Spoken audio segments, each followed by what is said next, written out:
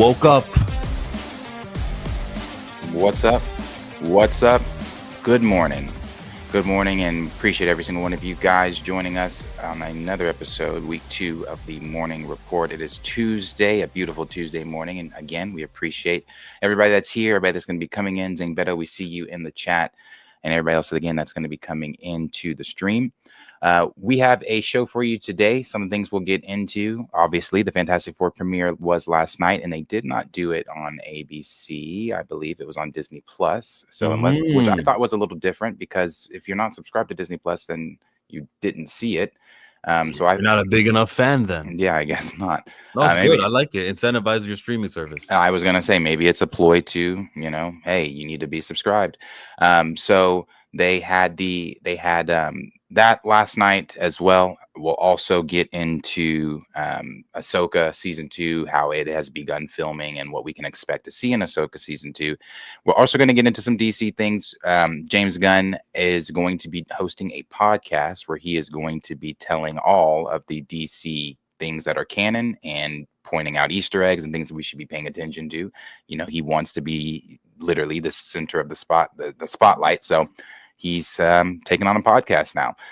We'll also get into the details of the Jimmy Olsen spinoff series. Notice it is just details for Jimmy Olsen, not for Mr. Terrific. So we will get into all of that. Before we do, Chill, we haven't seen you since yesterday. How was your evening? Oh my God, everything was great. Everything went perfectly well. It was a good day. Linked up with who I needed to link up, cheered up, and then I kind of slept in a little too long today. I don't know if you can tell, but there's crust in my eyes, gentlemen and ladies. No, my evening was not eventful at all. Not an eventful evening. Before we start, I need to grab something, and then I'll be right back. Okay. You know what we can do, though? You know what we could do since we're waiting? Since we're going to jump into the Ahsoka topic. Let's talk about another Star Wars actor. The guy who's playing Ezra Bridger. He posted like a cool video. And it makes you love Star Wars when you know that the actors themselves are into Star Wars as much as this. We get the music out of the way. But you can see him just a little practice. Set up his phone. Probably no one else is inside there. He's got the script open in the other room. He's like, it'd be cool. Let me wait for sunset. It's sunset now. Yeah, I'll set the phone here. He's probably making those sounds, but we can't hear because the music is playing. And he's like, let me go on beat. That's cool. He's learning how to flip. He's got a true lightsaber. I'm sure those are the props that they use on set. And he's getting a feel for it. That's what Star Wars is about. He's in pretty good shape, too. I think Ezra Bridger might need to be in better shape now that he's not secluded in an island. He can eat what he needs to eat. Why is he touching the light part of the lightsaber, though? Whoa. Why did he touch? Watch this. He's about to catch it. And the blue. Idiot.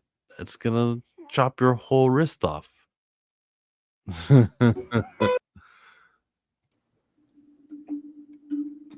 Who is our Ezra Bridger? Amon, what's his name? Yeah, Amon some. He is not who I wanted. And even after seeing Ahsoka, he is still not who I wanted. Wrong. No. You know who you would have loved more? The Aladdin dude? The Aladdin dude that posted on his Instagram, when I break out of here, I promise I won't kill all of you. Direct quote from Ezra from Rebels, and he looks more like Ezra to me. He looks more like Ezra. Who's the dude that plays him? What's his name? Mehdi Massoud. Oh. Yes, him. Mehdi Massoud. I wanted him for our Ezra. I don't think that's his name. I don't really know if that's his name. It feels like it, but I don't think it is. I know it's Mehdi. It starts with an M. With an M. I know he lives like in Mississauga, like just north of here. It's Mina Massoud. Mina Massoud. Yes, Mina Massoud. Him. I wanted him as Ezra Bridger, and I'm trying to find the hold on. This right here. This shit was, if everybody just would have got on board, well, fans were on board. It was more so the studio. that was not on board. Damn, they can't do everyone's dream casting. They did Rosario Man, Dawson. this was the dream. Yeah, Look how good he looks as Ezra. that's him. What? Yeah, that's him. Look, Looks solid. like what? So much better. So much better. I didn't also no body shaming. I also didn't like how Mina or not Mina, Iman was a little heavier as Ezra. Well, look at where he was on Peridia. What could he really do? Man, he's on Peridia. You ain't got nothing to do but work. See, this is what the one he posted when he's like, well, it was this Instagram post where he said, "When I break out of here, I promise." Yeah, there it is. Oh, and he didn't even put the hashtag rebels or anything. You just No, fans will figure it out. yeah, if you're a fan, you fucking know that line. That was one of the coldest Ezra Bridger lines ever. So yeah. So with him, with Amon out there working with a lightsaber, where that's hinting that they are going to start filming for Ahsoka season 2 here coming up, or they're filming for Ahsoka season 2 rather.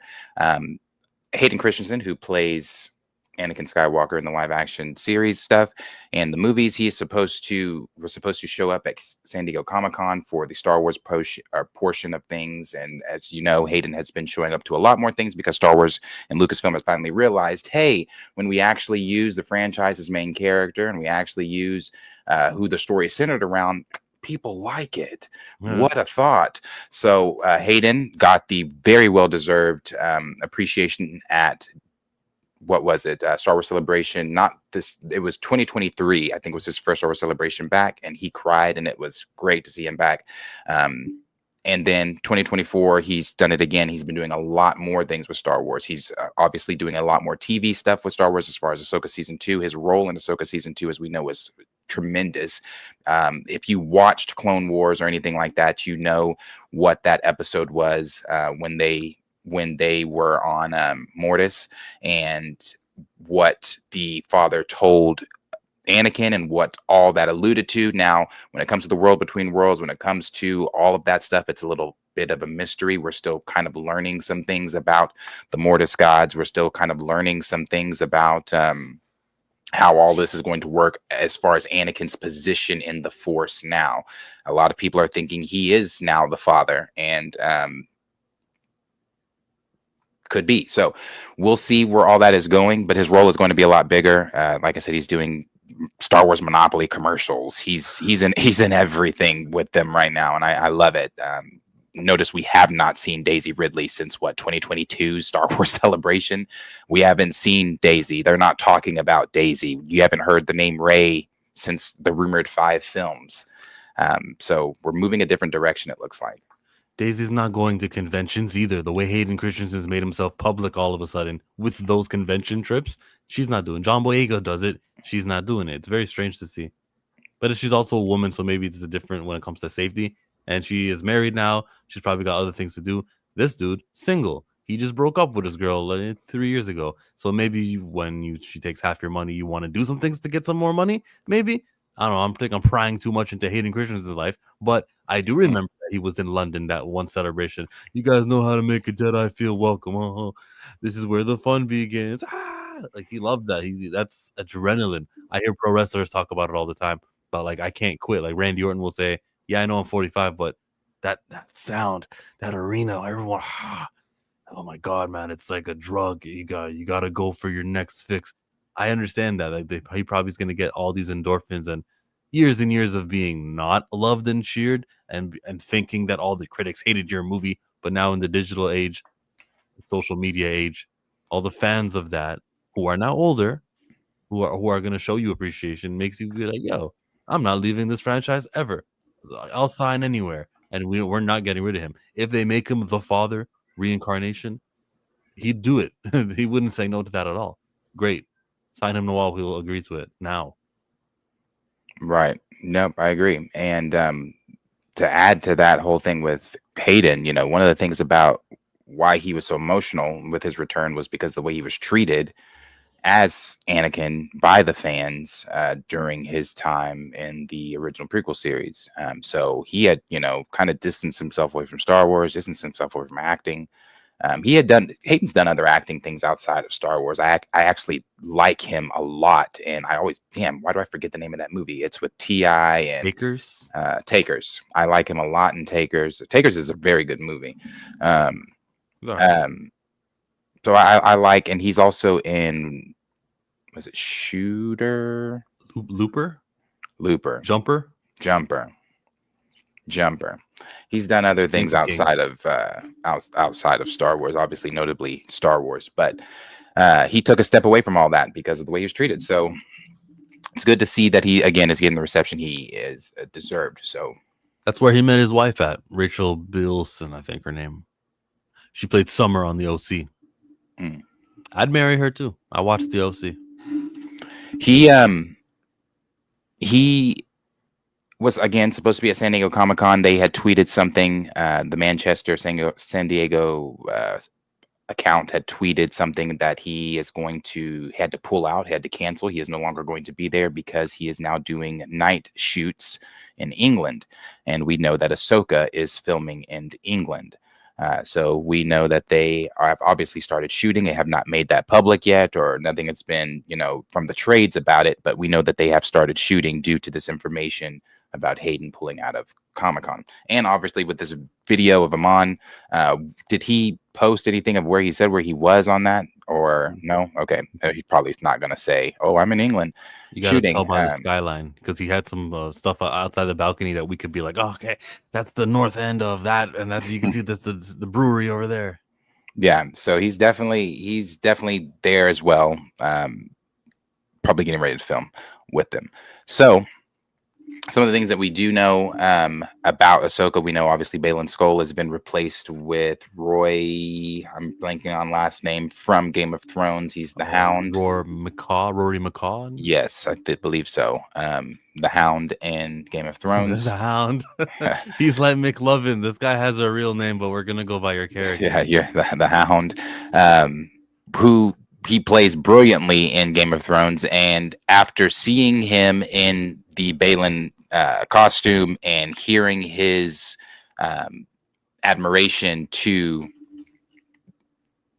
taking on this role and things like that, now he was going to respect it, and how things like everything from Rey.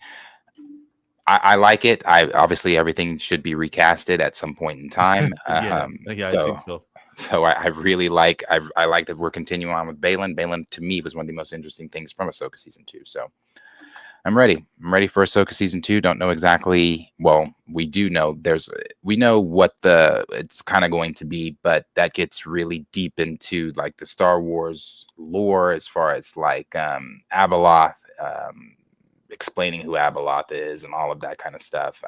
So we could possibly be seeing a lot. This is what I'll say for Ahsoka season 2. Expect it to be very sci-fi and diving into the mythos and everything of the Force. I want to learn about Yu Zhang Vong. Everyone says that who reads the EU. Yes, the Yu Zhang Vong is that would be a dream, honestly. That's a dream. The Yu Zhang Vong is they're from the unknown regions. They are a race that come in and give the Republic during the time that Luke is in the extended universe, when Luke is the Grand Master of the Council. They bring them to their knees, and it's not even close. It's crazy. Fire. Ahsoka season 2 release date. No games radar. I don't want to sign up. Let's read some of this stuff, some of these news items, speculation, cast, story, and everything else you need to know about the Star Wars show. Ahsoka season 2 is filming as we speak, so there's no long to wait to return to Peridia and the galaxy far, far away for the next installment in the story. Well, news has been scarce on the next chapter at Star Wars Celebration 2025. Filoni revealed plenty about what we can expect, and you can read all about that below. Okay, let me just skip to the part where I start reading below. It says, Ahsoka Season 2 release date speculation. Rosario Dawson confirmed with a behind-the-scenes picture on her Instagram. They're in production. No release window has revealed during Star Wars Celebration, but it's looking like that we can expect Ahsoka season 2 release date fall in 2026. I hate waiting that long, but from 2023 to 2026, 3-year wait, fine, we got it. Recently, Shin Hati's actor Ivana Sakno gave us an update on filming. You know, there's absolutely nothing that I can speak on the moment, and I wish I could share with. What do you mean? She gave us nothing. How is this an update? I wish I could share with you something at least because it's such an exciting time for us to be back together, and we're currently in the middle of filming it. She revealed. All I can say is that it is bigger and even more in depth, and I'm really excited for people to see it. It means the world. She said all that without blinking, like a good Shin Hati. Ahsoka season two's plot.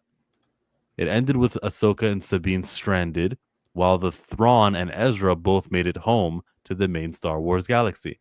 In the final moments of the season, we see Anakin watching over Ahsoka and Sabine with a smile. Could Sabine see Anakin during that?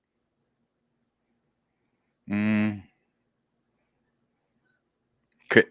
that was the question. I mean, I said in my head canon, fuck no, because Sabine shouldn't even have the Force. Neither here nor there. Actually, it is here or there, so I'm just not going to get into it. But I say no. Ahsoka should have been the only one seeing him. Filoni shared the first piece of art back in 2024, providing some more clues. Balin's skull was last seen on the giant statue of the Father, a Force god representing the balance who was killed in Clone Wars. It would seem Balin is seeking a great power, and the first piece of concept art for the new season shows Ahsoka and Sabine on the same statue, which is pointing into the distance. Could Balin be seeking the power of the world between worlds? Dog, that's so interesting. That part, that cliffhanger, and then knowing that Ahsoka and Sabine are attached to that too. Yes. Yes. One thing we do know for sure is that if the Mortis gods will factor into season 2's plot, it's a big mystery. Filoni teased of the statues on Peridia at Star Wars Celebration. The son's there, the father's there, most of the daughter's there. So yeah, we'll figure it out. It's a good story. Game of Thrones star Rory McCann will be taking over from the late Ray Stevenson as Balin Skull because they're white, which means his story definitely isn't over yet because they're white. Also, at Star Wars Celebration, Hayden Christensen confirmed he'll return as Anakin Skywalker, so we know Sky Guy will factor into the plot so far. Plus, Filoni revealed that Admiral Akbar will appear in the new season. He did, yes, he did say that. Like the way that man died in Episode 8 was such a waste of like 40 years of Star Wars fans. You know how everyone has a name and we learn about their names and we prop up these lesser known characters because there's not much to do as a Star Wars fan. Like there was 40 years of fandom who were like Admiral Akbar, yeah, it's a trap, it's a meme and everything. That guy dies to the back, off screen, vacuum of space. What someone did not understand how significant we have made Akbar. And her name is Kennedy. Thanks to a teaser trailer Filoni patched together from concept art and a retro voiceover, we also know that Sabine and Ahsoka will be battling giant evil droids, while battles will take place across 2 galaxies, and she'll eventually have another showdown with Balin. Ahsoka season 2, when we might get one. Now, if what they were talking about up there at the top with not Balin, I'm sorry, the father, son, daughter, if the rumors and speculation are true, we should, like I said earlier, see Abeloth, and Abeloth would be the mother. She is not originally a god like the father, son, and daughter. She was more like she was immortal, but I won't say she was like the servant to them. She was like the nanny or something like that, like the mother figure to She better be white. to the daughter and the son. But because she fell in such love with the children, she forbiddenly drank from I forget exactly what. It's extended universe stuff that we never thought we'd see, but and made herself immortal like them, but it had effects on her being mortal that it obviously, them being gods, does not have effect on, and it turned her into Abeloth. And if true, we should, if the rumors are true, we're supposed to see Abeloth. She's supposed to be the one, the villain behind a lot of this. We'll see, though. I still have my speculation that we're seeing Abeloth, but we'll see. Mm-hmm. Mm-hmm. I really don't want to read more from this. When are we gonna get the trailer, bro? You don't know Gabe's radar. They don't announce these things. The next one is this the cast. Oh, here, the great list here. Lars Mikkelsen is back. Eman back. Mary, she's back. Hayden, Rory, Ivanka. Yeah. How many Uh, episodes of season 2 are likely? 8 episodes. I agree. I also hope, and again, I agree with these people, not body shaming, but I hope that Lars has toned up to play Grand Admiral Thrawn in Rebels. We not just in Rebels. If you know anything about Thrawn, you know Thrawn is formidable. He is not just formidable in his mind; he is formidable hand-to-hand combat and everything like that. Lars doesn't fit that bill in the Thrawn that we saw. I remember seeing all the posts and memes about that. It was that side view where you saw the pot belly. That's the problem. As a man with a pot belly who knows to get, fit and stuff, I can still say that shouldn't have been it. You got to look like your characters, man. Yeah, and they also should have hired Isaac, or not Isaac. Well, I'm sorry, Lars. I'm thinking Inquisitor. Sorry, Lars does play his voice in animation. Thinking Inquisitor. That would be that. Hey, you guys want Disney Plus? You can get the $7.99 tier, $11.99, or $14.99.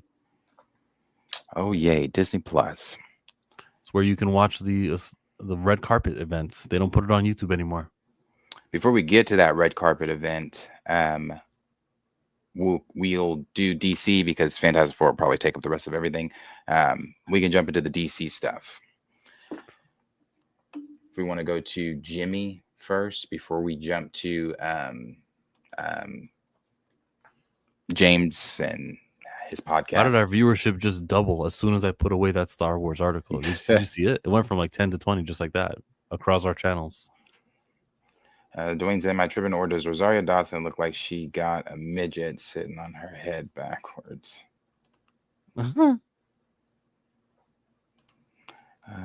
Eugene said, "It did throw me off when they showed him sideways. He wasn't slender. Yeah, it was a little different." Diesel said, "Very grotesque look too. Curious if Dave will use her in EU." That's why I'm like, I just don't know. I mean, it's Dave. I don't know. That I have my speculations on Abeloth. I really do. I have my speculations on anything like that EU. Like even the Yuzong Vong. I know that Dave had concepts of the Yuzong Vong showing up in the Clone Wars animation style, but it's like that's if you open that can, that's not an easy can to that's easily a 5 to 10 year story. That's like the Infinity Stones. You got to tell the properly the Yuzong Vong. First of all, you have to have the proper Skywalker family in here. This is not like Marvel where you like, oh, well, we didn't have the X-Men and we didn't have the Fantastic Four. So Civil War is going to look, the way we want it to look. You cannot do that with the Yuzong Vong War. No, all characters, all players have to be on the table. Every single one of them. So that's why I have my speculations about certain things in the EU that them doing. Like they've already fucked up the Skywalker saga and timeline already. So bringing in the Yuzong Vong without Mara Jade, without Jason, without any of those people, it just gets messy. You could have a substitute for Jason Solo. No. Well, you can't have another person learn how to use the Force and be young. No. Yeah, they've done. They did it. They did that. They did it with Ben Solo, Kylo fucking Ren. Although he's the only really redeeming thing from the sequel trilogy, I still don't like it. Why not just do Jason? Well, that's past. It's not going to happen. But you can say after Return of the Jedi, he's dancing with the Ewoks and he goes to another planet and he's like, "Hey, you got the Force? Cool, you're Force sensitive." And then he takes this 5-year-old and teaches him. But see, that's the thing. I think that Star Wars, not Star Wars, Disney has given to you not so deep Star Wars fans. You all now think because the sequel trilogy has told you that you can go to some random planet and there's some Force sensitive person there. That's not how the Force No, works. that is how it works. There's always No, going to no, be that's how people who are. Disney. That's how Disney has taught you all that it worked. So Due then to no one. Ryan Johnson with that stupid ass scene at the end of episode 8 with that little boy, Force pulling that broom to him and giving this idea that hey, you all can just it's a Stan Who said Lee all? idea. Who said It's the it's all? it's the Stan Lee mentality that anybody can be Spider-Man. That's not how the Force works. Okay, a select few people, and Luke will bump into one of the select people, and he'll say, "Okay, you got the Force. Hey, that's interesting. If the Jedi Council and Academy was around and we got a system, what you would do would be under my tutelage. But don't worry, I got access to Yoda and access to Kenobi, and they can probably tell me what to do. You could be my first student. That could be your substitute for Jason Solo. How old is Jason supposed to be during the Yuuzhan Vong story? He's in his teens. Then all right, he'll in 10 years' time he will be in his teens.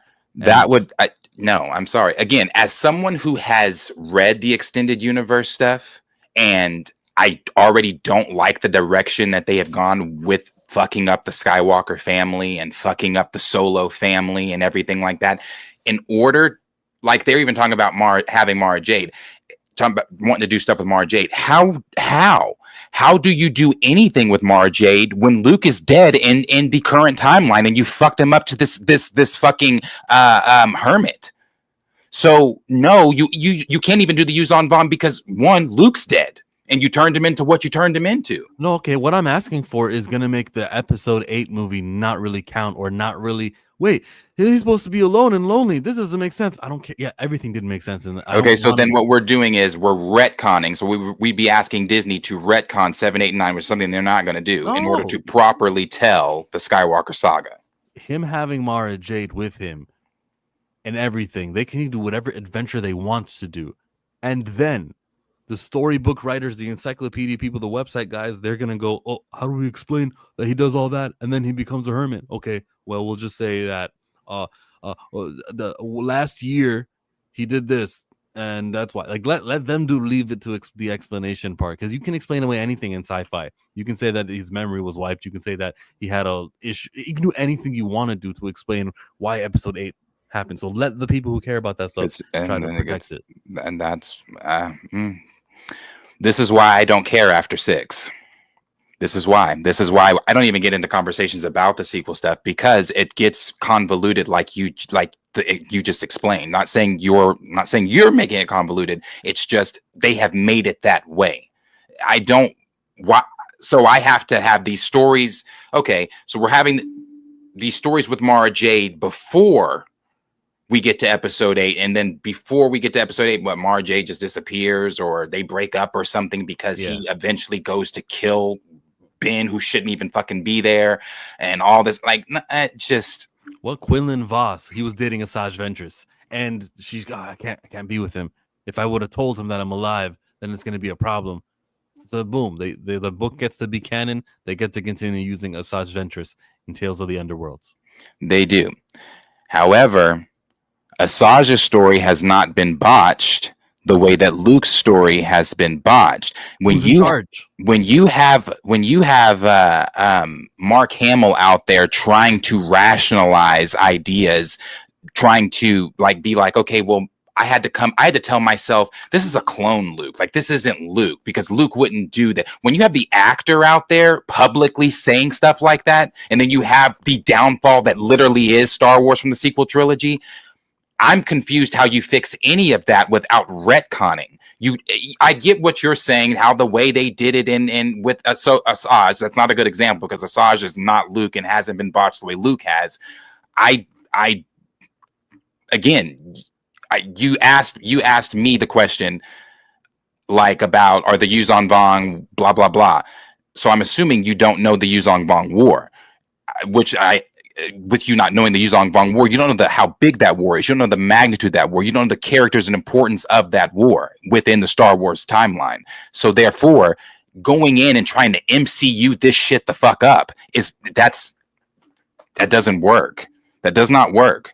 So as I've said many times, I prefer they just don't fucking touch it. Leave it alone.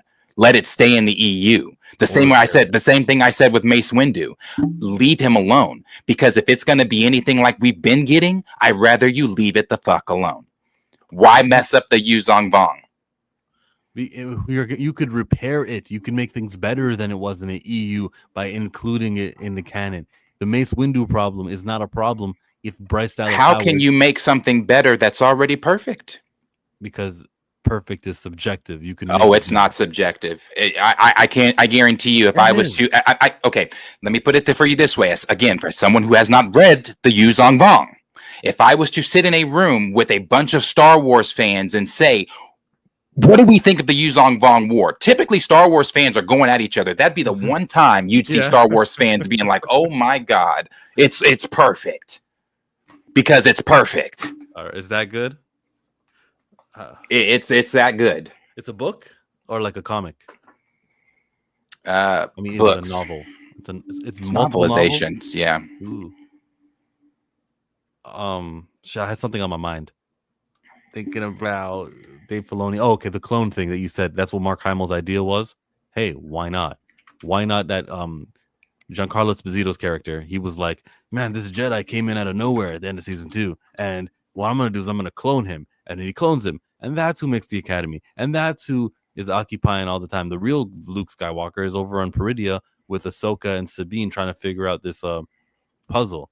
And that's why over the last 16 years, when Ben Solo goes haywire, when things like that happen, it's a fake Luke Skywalker.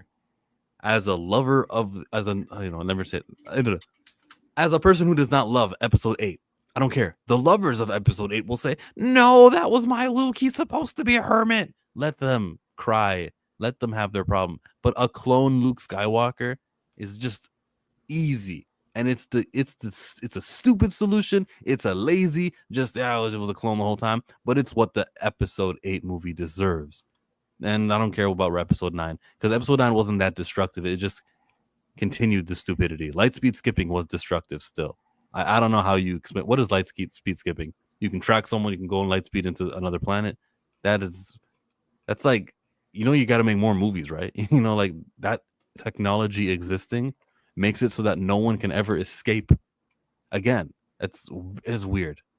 Lightspeed tracking, lightspeed skipping. Let's erase that. Let's say the guy who invented that technology died, and no one knows how to recreate it, and the patent is expired, or I don't know. Just do something so where I can have people say, "We gotta leave. We gotta get away. Punch it," and they do get away. Because if you don't have that, event like that hurts so many stories that can happen in Star Wars. Half of the episodes of Rebels and Clone Wars was about trying to get away before getting caught, whether the good guys or the bad guys were. Tracking is dumb. yeah. A lot of that stupid shit they did was dumb. Lawrence told me that's bad writing. Yeah, like I said, it's lazy bad writing. It was a clone the whole time. Like I said, I agree with D Sizzle there when he said you can't make the old EU better. It's been popping since I was a kid. I mean, the EU, it's just that's why as Star Wars fans we get so upset when we even think about the sequel trilogy, because it's like you had a map. Like you literally you had, it's right there. Like how people complain like, oh well, we didn't have any source material. No, it's right there. It's literally right there, and it would have given you 20 plus years of banger after banger after, if you would have done it right and got the right people behind it, like Dave, passionate people, right, directors that know this stuff, writers, and I'm telling you, Star Wars we wouldn't even be having conversations like, oh, the cracks are showing, or Star Wars is dead, and the people hate these characters. Like, bro, we'd probably just now be somewhat wrapping up the Yuzong Vong War. And that gives you so many movies in between then, with cliffhangers hanging off in between, like, holy shit, I can't wait to get the next movie. And like, to physically seeing the Yuzong Vong, like if you don't know what the Yuzong, well, most people do, you've seen them, um, um, like, I'm sure on, what's it called? Twitter? Yeah, Twitter or something like that. Is that my screen? That's your screen. My phone. I think we're both clicking at the same time. I'll stop. Okay. Let me pull this over here.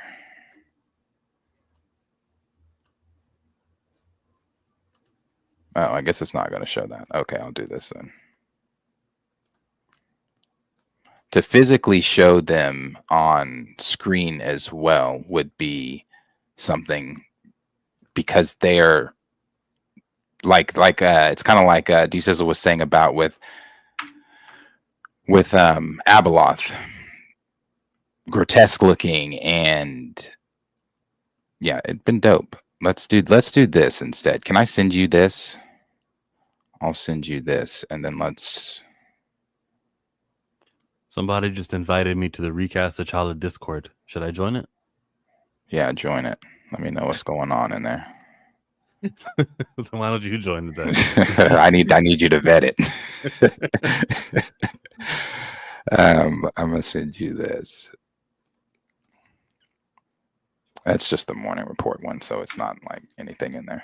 Still, bro, you don't know. See, they might just find out what we're doing, our addresses, and then they show up, and I don't want that.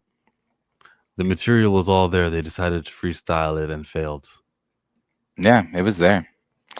The link I just sent you played that TikTok. Play that tiki-taki. Okay. Let's tiki-taki.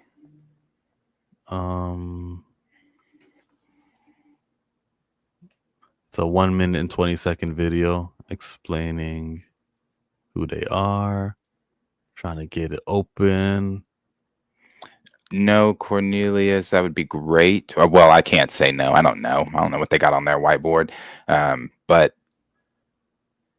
as of now, being confirmed, no. In Star Wars weren't the Rancor or the Geonosians. They were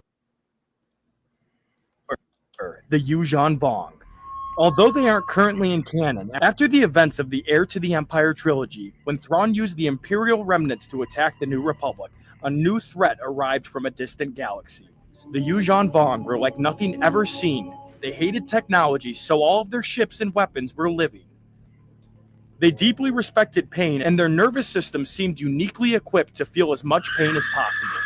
Their blood was jet black, and they were much taller and heavier than normal humans. That's good for the PG. The scariest thing about the Yuuzhan was the fact that they were in no way connected to the Force. They were the only thing in all of Star Wars that wasn't. So when the new Jedi Order tried to fight them, they had significant difficulty. They couldn't detect Yuuzhan Vong coming, and they couldn't use the Force to tell what the Vong were feeling, thinking, or doing. There were ways to attack them with the Force still, such as Force lightning and using telekinesis to throw things at them. So when I was saying earlier that immense pressure and crush. When I was saying earlier that when they came to the when they came to the known regions and brought Coruscant and the Jedi Order to their knees, I mean, I like literally to their knees. These things are devastating, and the Force like neutrality of it all. And how I guess they can't be force pushed either, huh? It just won't affect them? No. Hey, George Lucas who made this? Yo, Leslie Hedden was right. She said, you think George is the only one who can make Star Wars? You know what? She had a point there. Well, then she delivered Acolyte. Who is the guy behind this threat? I forget who wrote the Vong. It's not George, though. I could be wrong. Correct me if I'm wrong. It's not George. George didn't write the Vong. Who is the... Let me keep playing it. The Vong were feeling, thinking, or doing.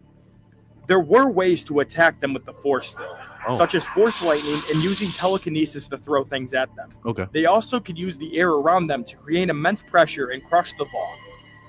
They invaded the Star Wars galaxy with 3 goals in mind: destroy their technology, force them to follow their ways of life, and to kill for their gods. And it's Timothy Zahn. If you want to know the story of the Yuuzhan Vong invasion, leave a comment below. Shoot, I want to know the story. Yeah, do the you can here, I'll send a video on the invasion. All right. Timothy Zahn, I'm not surprised. That guy, he's the one who invented Lars's character. He invented Blue. Yeah, Mithron or whatever his name was. Mithron Iraldo. It was expanded comics, people. Yeah, well, we know that, but we also know that it can be adapted. So the blueprint is there. Take what works for the movie, or like he said, it's perfect. So take everything that's perfect and adapt it. Same way Harry Potter just adapted into movies. Zahn wrote a lot of Star Wars extended universe. More than just the Thrawn trilogy. Mm-hmm. While you're looking, someone's paying. I need a dollar, dollar, dollar. That's what I need. What I need. Well, I need a dollar. $1 is what I need. Hi, Michael. Morning. In 1981, before you two were born, the Star Wars radio show came out. 6 hours of A New Hope expanded. First steps filling out the universe aside from the first comics and the books. Do you know how quickly I would tune into that today? If they said radio, I'll be like, okay, radio, let me get on my phone. Is there an app for that? Or do I got to go to get a terrestrial radio, go to the dollar store and figure it out? If that's all we had in 1981, right? So 2 movies are out now. The new Star Wars. I would run. I got to hear this radio show. What else happened? How many planets are there? Or they could invent a new species and you'd be like, oh, it's got fangs and claws, and that would be so sick. I feel the hype, Michael Nemo. I feel that. 6 hours of A New Hope expanded. You'd be like, he came into the cantina, and it's radio, so they can actually play a little. I've listened to that, Michael Nemo. You can listen to that on YouTube. They actually have all 6 episodes done, or all the first 3 original episodes done that way in a radio retelling. Yes, it's really cool. So like on long drives, like when I've had to drive somewhere, I'll pop it. I popped it in. That's where I've listened to them, like on long rides. That's lit. Timothy Zahn set all this up. Others contributed. Antoine Films jumps in to say, what does he mean? What do you mean, Antoine Films? And why are you recording me in your picture? Look at him. He's like, gotcha. You're on candid camera. Xavier, is Hardball considered a black movie? Because I think it is. Well, Keanu Reeves is the lead of the movie, but everything surrounding it. I don't know, brother. It's still a black film. No, I thought you were going to say because Keanu is the lead. No, I'll say it's. Yeah, the environment is in what was the neighborhood? The Kakumba's neighborhood. Yeah, I give it. I would say so. I haven't seen Hardball in a while. I was watching Marcus and Josh talking about the Hardball plot on the weekend. I might have to watch that one. I haven't seen it in a minute. I remember when G-Baby died. Oh man, the first time. It was Jamal's fault because Jamal was part of the Michael B. Jordan's character. He was part of the baseball team. Then they said, "No, sorry. Look, it says that your birthday was Michael B. Jordan's in Hardball." Yeah, he was in it for a little bit, but he got kicked off the team because he was too old for the team and he couldn't register. So the day G-Baby dies, you see Kofi and G-Baby. They're walking back to the neighborhood, and then they want to get to the building, and they're like, "Nah, you can't come." And then they look over and they're like, "Jamal, what's up?" And Jamal was like, "Mm-mm." So we're like, well, what's going on? What's going on in the building? So they went around to the back. And that's when G-Baby got shot because I think that was his initiation or something like Jamal was supposed to do on that day. But Jamal is the reason. Michael B. Jordan's character is why G-Baby got shot because of that day. He should have head nodded. He should have been like, "Oh, you guys are my friends. You keep back, stay away, go over there. We're only going to need 10 minutes." He could have helped them, but that's why G-Baby's dead. Sammy's in Hardball too, isn't he? Yeah, Sammy Sosa was like, mwah, into all the kids. No, not Sammy Sosa. Maybe I'm mixing him up with somebody was black else. Last I checked. I Googled him once. I think he's born in Lebanon. But I don't consider... I know people will say it's... Never mind. I don't want to do the genetic stuff. I'll say no to that one. Oh, the soundtrack? The Strike One, Caught You by Surprise. That's Sammy? Is that Sammy? That's not what I was talking about, but that might be Sammy. I don't know why I'm... You're Googling it, I can see. Let me I'm share looking, but... Oh, dude from All That. Yes, dude from All That. The taxi driver skit was hilarious. Dude from All That. He was on that HBO Max deal about them all on All That getting touched. Yeah. Nickelodeon. Yeah, that one, yeah. Yeah, he was on that. Yeah, Hardball. Haven't seen this in forever, but Hardball. It's worth revisiting. Yeah, I need to go back and rewatch Hardball. I heard Michael B say that we're all in the same group chat, so I want to see what that's like. I can't because I wasn't in the movie, but I would like to know. I didn't know. Damn, that is Michael B. I didn't know Stilo was in it. I ain't seen this motherfucker since Ridiculousness. Who does he play? He's one of the kids on the team. I reckon because what is he now? 40? Who is he on the team? Everyone who's you're gonna pull up who's black was on the team. I know, but I'm like trying to figure out. Jefferson Albert Tips. Yeah, that dude. And then one day he had asthma on the last game, and the other coach said, "You can't sub in that. Oh, you're gonna sub in G baby. Never mind." Yeah, this was the team. A lot of these guys didn't have lines like that, though. I think Yeah, Stilo must not have had lines. I don't even see him in here. None of these kids resemble him today. the one in the middle with the glasses, he was bad in school. He was bad to the teacher. Oh, the one on the right side, I think he was the pitcher. I love when you call me Big Papa. Professor says the kid with the fro. What do you mean? Like, was there a variety of hairstyles on this? What do you mean? I've changed my Halloween costume too. I don't know why. I just randomly thought about that. I guess I thought about it because I saw Josh's tweet with his Dr. Doom helmet. But I'm gonna be Mr. Terrific. And when I do Halloween, I do Halloween. Like I'm not like go to Party Galaxy and pick. And no, I'm not doing that shit. Go to Party Galaxy and pick up no. I do Halloween. Photographer, makeup, all that. Ooh, makeup. So you're gonna get the black ink, and what you gonna do with the black ink? Tell me, Darius, what you gonna do? I'm not doing that, but you got the black jacket. You got the fair I will have play. the look for sure. Now I'm debating. Like? I'm debating if I'm kind of debating if I'm going to do it because that means I would have to shave, and I'm not trying to shave. Now I could be like an alternate Mr. Terrific or something like that, but yeah, you're still Darius because you know why? Because the thing like above his neck, what is it? But it's such a signifier that it's Mr. Terrific. You know the thing that you're going to be doing above the neck is very terrific-y. What's that thing that he has? It makes him stand out. That you're gonna draw. What is it? Thing above his neck. Yeah, just above the neck. I feel like you're trying to be funny. I'm not getting baited in. There's nothing above his neck. I refuse.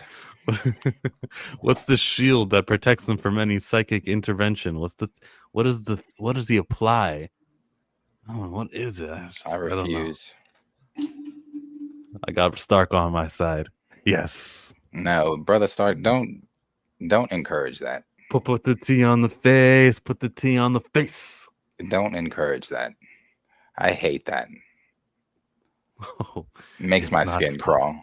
Wait, the little fat little boy with the fro is Sterling? I just saw the trailer. The trailer's playing. It's a little chunky little. I see. It's a little fat little boy with Sterling. Inspired by a true story? Really? Well, this is a true story all around the world, honestly. All around America, I should say. Chicago specifically. Oh, yeah, he had a betting problem, remember? Why the hell did they put him slapping his butt in the trailer like that's something we advertise?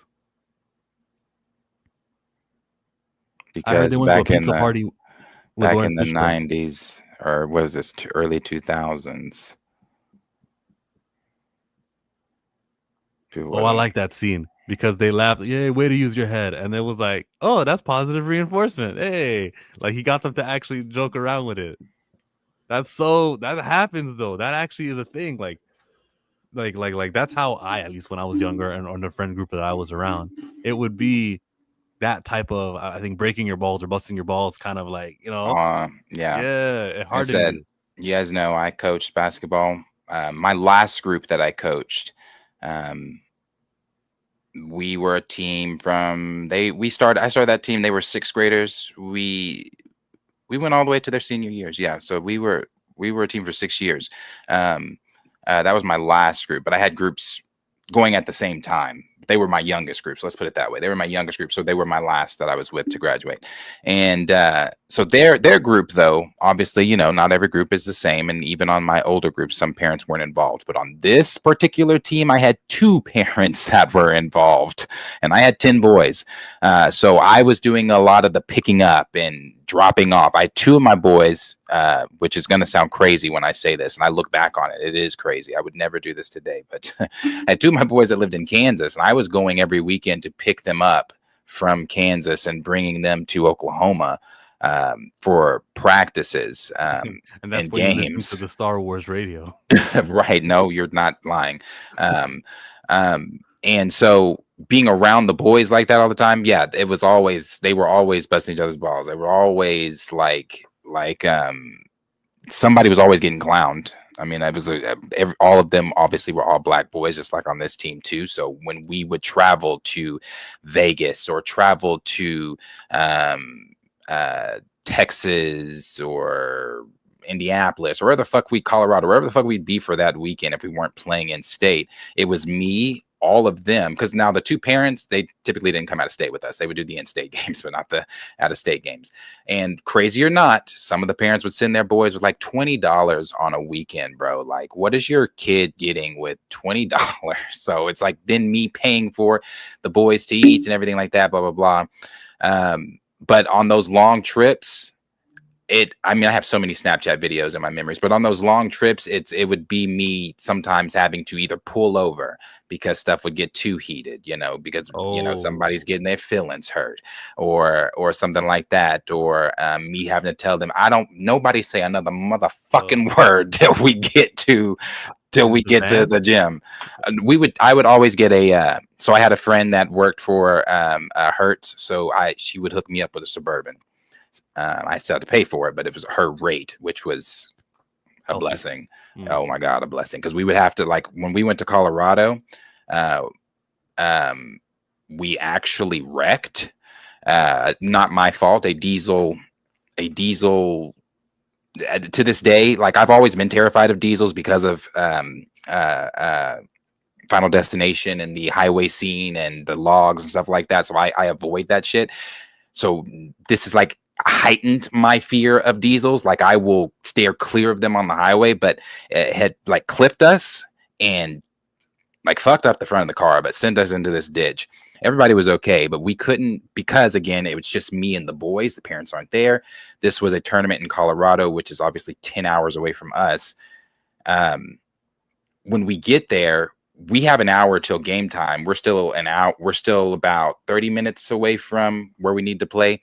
Finally get to the gym after dealing with the police and everything like that and getting the boys safe and then getting us a ride to the gym.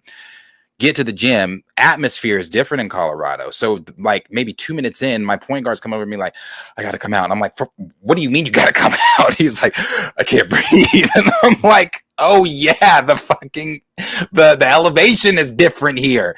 So like, that was just a trip from hell, bro. We didn't get a rent-a-car because it was just me there. And I didn't have a credit card. I have my debit card. I have a credit card. You have to have a credit card to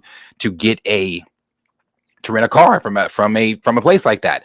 So had to find a friend that had a friend that lived there that was willing and trusted me enough to get me a car that was 2 hours away in Springfield or whatever. I had to get that car, call all their parents, tell them, hey, we're not coming back Sunday. We won't be back in Oklahoma till Wednesday.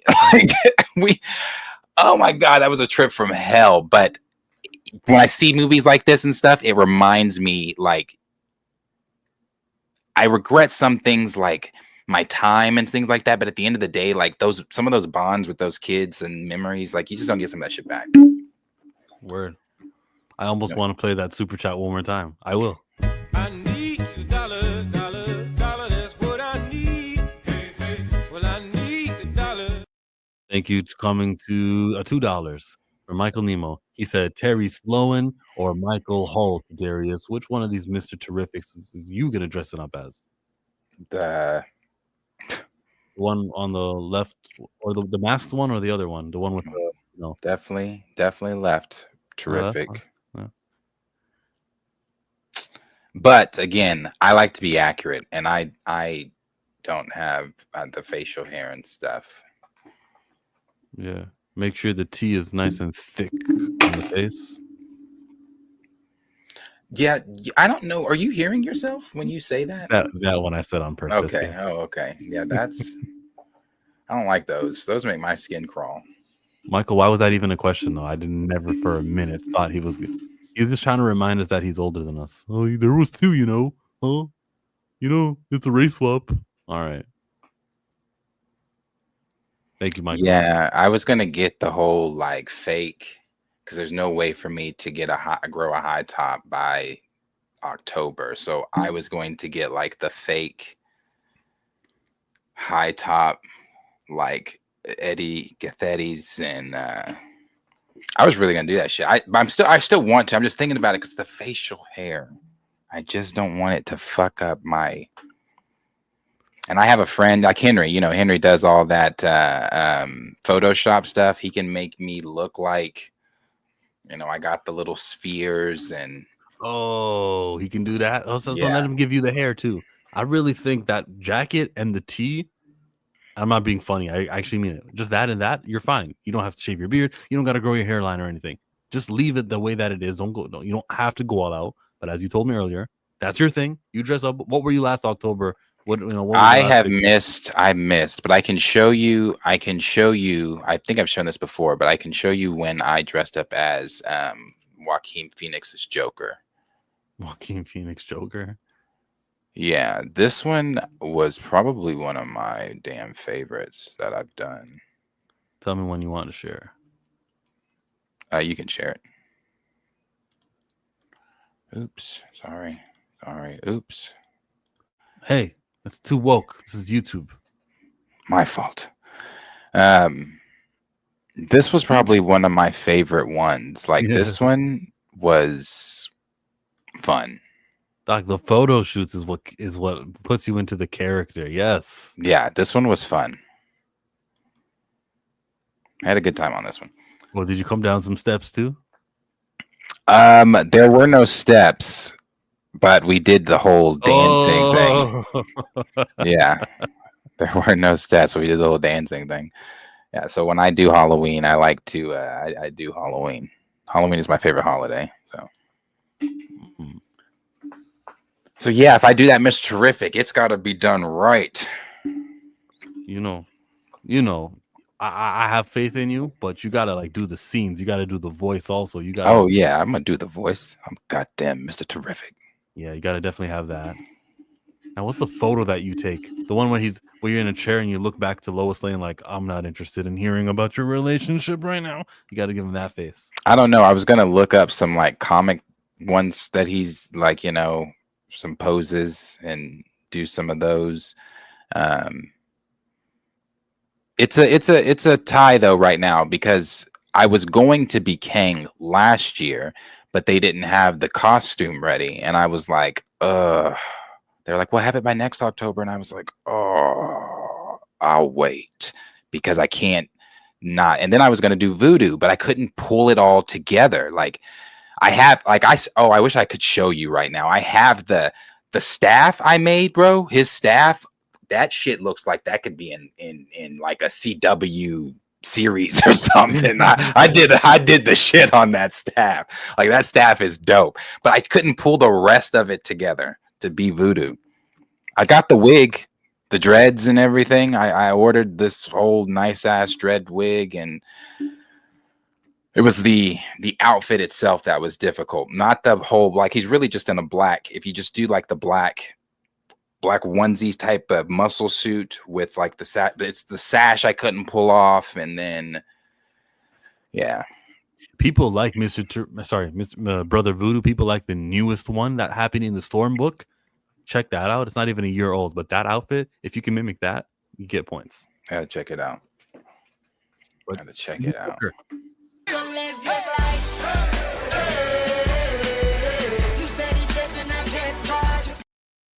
That's a good one. I am too fly. What's going on? He says, "Will we get Little Mermaid 2 ever?" Halle Bailey, right? I doubt it. How much did it make? Probably not. It didn't make a bill, did it? No, it didn't. No, I think it made like 5 something, I thought. Yeah, that's what I think. I'm on the website now. Little Mermaid 2023.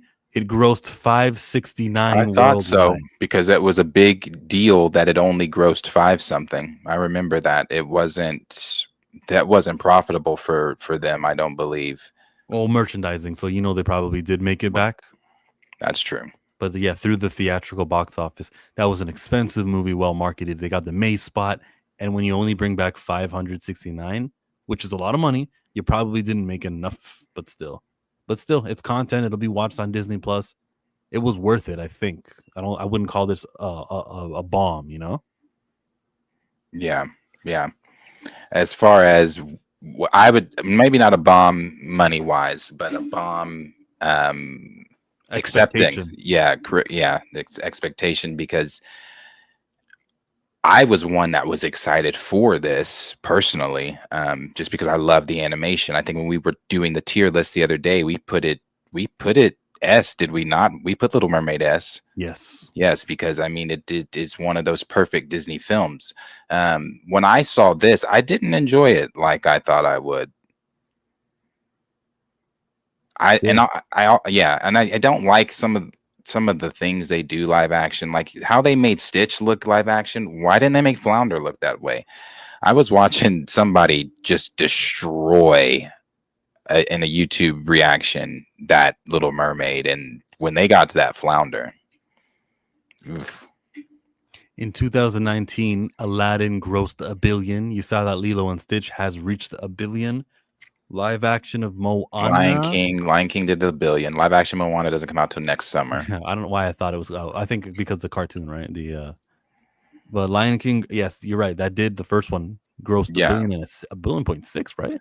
But that was kind of expected. I mean, you remember that trailer on Thanksgiving Day? Mm. It was the trailer for the Lion King was the opening of Lion King, and it's not spoiling anything. Obviously, we all know that, and it was beautiful. Like, I remember watching that the first time, like, holy shit. I was like, this is going to be so good. Leave your fucking kids at home. This is not for them. Mm. And then I sat down. So here's Beauty and the Beast from 2017 with Emma Watson, Hermione. She got $1 billion. So when you compare Little Mermaid to some of those... Damn, Beauty and the Beast got a bill too? You know how popular Emma Watson is? So most of their live action films have gotten a bill outside of Mufasa, Snow White. All right, Mufasa did 800. Yeah, 722, I guess. What did Jungle Book do? What the first one, Jungle Book? What did it do? The Favreau one, right? Yeah, the one that got things started, 2016. 967, just a bit outside. To me, that's the best one. That one's so damn good. Cinderella. You know, that's one I didn't watch. Me either. The 2015 one, I didn't watch it. That was also 542. And the budget was 95 million. The budget was 95 million. So that's actually a good number. Not my Cinderella. Still Brandy for me. That's the best live action Cinderella. When you got Whitney Houston coming in as the fairy godmother, what more do you need? Was that a TV movie? Will that appear on this website? Was it a TV movie? It might have been. It was back in the 90s. Was it 90s? Shit. Might have been early 90s. Yeah, it was 90s. It was 90s. That's when Brandy was popping. I don't see it here. So it might not be that. It might not be a theatrical film. Have you not seen the Brandy Cinderella? I saw it once when I was younger, and I said, "Oh, look, it's her Moesha, it's Brandy, cool." I watched it. I was younger. I enjoyed it, and that's it. Yeah. I was talking we with are not somebody on topic today. We are just, I think we are not talking about Hardball though. That was fun, and I'm definitely revisiting that thing. Yeah, no, I'm definitely rewatching Hardball. Haven't seen it in a while, so I'm definitely rewatching that. Mm. We do have a super though. Clap along if you feel like a room without a roof. Thank you again to I'm Too Fly, $5. I know it's silly, but until they announce T'Challa Black Panther, I won't be giving Marvel a dime. Who says that's silly? That's not Hope- silly. Hope everyone enjoys Fantastic Four, though. Captain America 4 was set up to fail. Yeah, I no, just said that's not silly. That's not silly at all. Yeah, I wouldn't call it silly. I would say that the message probably isn't registering like, oh, why isn't our brand new movie about Fantastic Four not making money? It's because of T'Challa. I don't think that's what they'll read. I think if Wakanda Forever makes less money, they'll go, it's because of T'Challa. I think if Eyes of Wakanda gets no viewership, they can go, it's because of T'Challa. But I don't think that the first or the second or third or fifth message that they receive when Fantastic Four comes in poorly, if it comes in poorly, they'll go, we should have T'Challa back. But the overall, if their movies aren't making money, they'll be like, what do we got to do? We got to make sure Black Panther doesn't fail. Okay, T'Challa. But if they're rich and they're making money and then they can be more risky and more stupid with it, they'll use the T'Child. I just want to enforce though, like it's not silly to say what you just said right there. I get it. I get I it as encourage well. boycotting. Sorry to cut you off. I want to get all my thoughts off. Boycotting is the only way that you can send a message to businesses, countries, politicians. It's fun to march. It's fun to organize these sorts of like recast T'Challa trending days. That's cool, but that's for getting awareness out. When it comes to getting a message across, the boycott is where we are now. Request T'Challa is dead. We tried. We did everything right. Lots of us didn't focus on hating on Shuri. We did everything right with when it comes to the messaging. They still decided to go the path that they wanted to go with. They gave you T'Child, and it feels like they're going to go in that direction. Now, what we got to do is say no T'Challa, no dollar. Darius? I agree. You said it all. I don't think it's silly at all. I said what I said yesterday. Like I said, invested since 08, so I want to see some of these characters and stories told out. But after Secret Wars, if I sense or get a sense that within that Doomsday and Secret Wars time, there's a direction that they are not going with T'Challa, toodles. There was a funny tweet yesterday where Screen Rant was talking about Damson Idris saying yes, and yes, no. Oh, and all I that. saw this. I saw this, and I wanted to engage, but then I said, I don't have the energy today. What's y'all's problem with Shuri being Black Panther besides her being a woman? This is the first time I've seen that since forever, so kind of made me a liar. Mine was replacing the top melanated hero in the history of comics doesn't get a pass. It is racially regressive to prolong his absence. The problem isn't who the substitute is. The problem is he's being substituted. That's why we get verified check marks, ladies and gentlemen, so we can be top comment. How much do you pay for that check? Holy, it was on sale for Black Friday, and if it's on sale next Black Friday and my thing expires, I'm paying for that again. It was on sale. What? Elon doing Black Friday sales? Mm-hmm. That's crazy. Oh, I got my check on sale. This one says her being not T'Challa. I love that. Yeah, he's got quite a few. Who is that?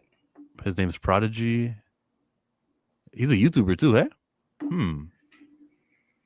Oh, he doesn't have a lot of followers or anything like that. But yeah, you should. Did we just make a friend? Did we just make a connection with someone? Well, we don't know. We have to build that bridge. We have to see if he wants to cross first. He might be like, "Fuck you, niggas." Well, I think he's look. He pays for a Twitter, so he's financially stable, right? That doesn't mean he ain't gonna be like, "Fuck you, niggas."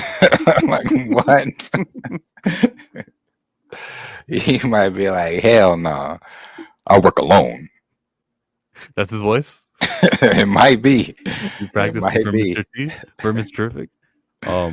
If I type in his name in YouTube and nothing pops up, I guess I gotta go Prodigy channel. No results found. Did I spell it wrong? What the fuck? It says no results found for Prodigy. That's strange. Does he not have a link in his bio? Oh yeah, he's a bad Twitter person. Then yeah, he doesn't have a link in the bio. You know, Maybe Superman opened to a 90 something, 95, 96%. Fantastic Four is opening with an 88. 88% is what it's open with. The review embargo has lifted. The critics are speaking. Now, I'm going to be honest with you. I typically don't give a good goddamn when the critics speak. I'm more so looking at when the audience speaks, the audience score. Things like that. You know. You know, I've been practicing my Kratos voice. Not Greek mythology Kratos, but Norse mythology Kratos. When they changed his voice. Have you seen him at the award show at the I don't what's the gaming award show? He said, "Read it, boy." Yeah, when he was like, "Read it, boy. Read it, boy. Read it, boy." I'm gonna perfect that shit. I'm gonna walk around talking like Kratos. Put it in the bag. Read it, boy. Tell me that doesn't sound like him. I sound like him. Yeah, he did good. On a scale of 1 to 10, chat, how did he do? Scale of 1 to 10. That was.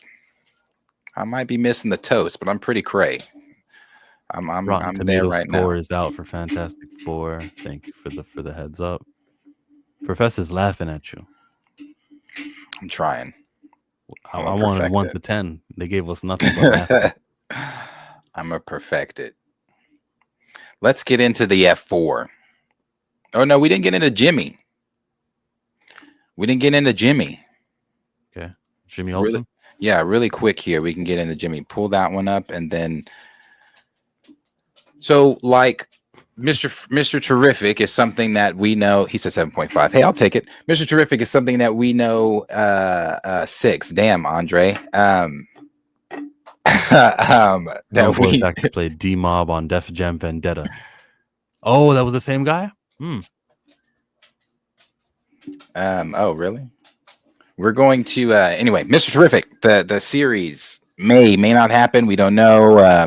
You know, it's rumors. We saw a video yesterday of James Gunn kind of scuffing. We don't know if that was just at the idea of leak culture itself. And he's like, oh, I wanted to be the one to put that out. We don't know. But anyway, we got some details here on Jimmy Olsen's series, which I don't think is necessary. But this is what, and after this, it really isn't necessary to me. But this is in that crazy realm of things that James Gunn seems like he'd want to do. It says Jimmy Olsen series is reportedly a crime anthology centered on various DC villains with Skylar, I don't know how to pronounce his last name, as the host. I don't think a Jimmy series is necessary, especially, I mean, I don't know. Could it be fun with various DC villains? Did I like him as Jimmy? Yes. Could it be fun with, you know, crazy DC villains that we have not seen on screen before? Like, you could do some really crazy, there's some crazy villains in DC. You could do some ones that, you know, he is in Metropolis. So, I mean, it's not like the villains don't travel to different cities anyway. So you could do a lot of different villains and have him at the center. But could that be, I mean... What are we watching Jimmy just because he's a reporter. He's not a. So have him report. Let's think out of the box right now, Darius. A series doesn't need to be a weekly linear thing. It could be right before the Supergirl movie. Watch an episode of Jimmy Olsen, and it's coming out a month before the Supergirl movie, and he just talks about villains. And one of the villains he talks and reports about is the one that's going to be in Woman of Tomorrow, Supergirl. So you're telling me the Batman movie, same thing. Jimmy Olsen's reading off the Gotham villains, and he gives like a spotlight of 10 minutes on this one villain who's going to be in Batman. So what you're saying is a class, a Zoom class, because I'd be watching this on TV or whatever. Something like a that. Zoom class of the actor Skylar as Jimmy telling me about Lobo in Woman of Tomorrow for 10 minutes. You ever see that in canon Christopher Nolan shot an in canon Harvey Dent interview where he was on a talk show? Remember that? I don't. I'll play it. Harvey Dent is in that shit. Yeah, Harvey Dent was part of that Dark Knight, and it's just like a 10-minute segment where he's on a talk show talking to a guy, and they're like, well, how are you going to solve crime here? You know, what's going to change? And then he's talking about the economy and this and that. It was such a weird in canon, but enjoyable, like they take it that serious DVD extra. I mean, sure. Could I tell you that I would be really, I mean, I guess I would have to see a trailer, and could it be comedic, and would it strike me, my comedic tones, and maybe want to watch it? Maybe. I don't know. I found him funny in Superman. So, I mean, we'll see. I don't know. That just sounds, again, like a YouTube video. Get to know Lobo in 5 minutes. So it's a monthly YouTube video on HBO Max. It was called Gotham Tonight, and it's this. District Attorney Harvey Dent, who has graciously taken time out of his busy schedule to not only answer my questions, but yours as well. So let's start, shall we? Why don't we start with the question that you posed in your opening, Mike? Am I an advocate for Gotham or just a publicity hound? See that? That wasn't exactly how I put it. But If I was after headlines, Mike, I would do more press, wouldn't I? So basically, it was 5 minutes long, and Warner Brothers might strike us now that I think of it. Well, what I will do is reopen the investigation into Crane's whereabouts. If Crane is dead like the authorities say, then we need to find a body. I don't think. And so basically, he's just, is a shining example of what it is. And then something actually happens in the middle of the interview, and he's like, I'm going to go deal with that right now. And right after this phone, and someone calls in, and he's talking to people, and he's like, I know you're concerned living on the east side. And it was very real, That makes your job impossible. And to be honest with you, Officer Palmer, I feel a lot safer knowing that someone like yourself, whose name hasn't shown up in a file on my desk, is out there on the streets protecting me. You're a good cop. Albert Rossi and he was talking on the phone to Officer Palmer, I guess. That kind of stuff, if we can, just to feel like it's a lived-in world, get Jimmy Olsen to do the same thing. Yeah, hey, I'm on the Nightcap News, and we just want to inform you guys because it's a scary world out there. We all had that kaiju, and here's what we were able to figure out, that thing grew day by day, and it was its DNA is traced back to the lab at LexCorp, and that's going to be adding to his stint in jail because this and that. And if you can give me that, talk about what's going on with Flash, talk about the Dakota verse. You don't even have to say Static is alive or not around. Just talk about the city of Dakota and build the rest of the world. Fans like me will eat that up. It doesn't got to be a 1 hour show. It could just be a little report. And it could be right before a movie. And then he'll talk about Lobo. Lobo's someone who's visited our planet. His last stint was in Russia, and he drank, and it was crazy. And he can just make us interested in oh, that's what this, all right, good to know, and he gets some footage of him looking at the camera. Get out of my face, something like in world. That's what I want. I don't want a Jimmy Olsen TV show. I don't want to go the ups and downs of him. Oh, I got to catch the elevator. Jimmy Olsen. Don't give me that. Give me an actual creative, out of the box story, James Gunn. I guess I'd have to see it because right now I'm having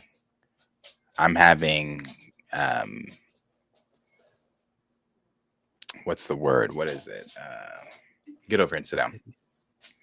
I'm having reservations? No, it's not reservations. It's like insanity.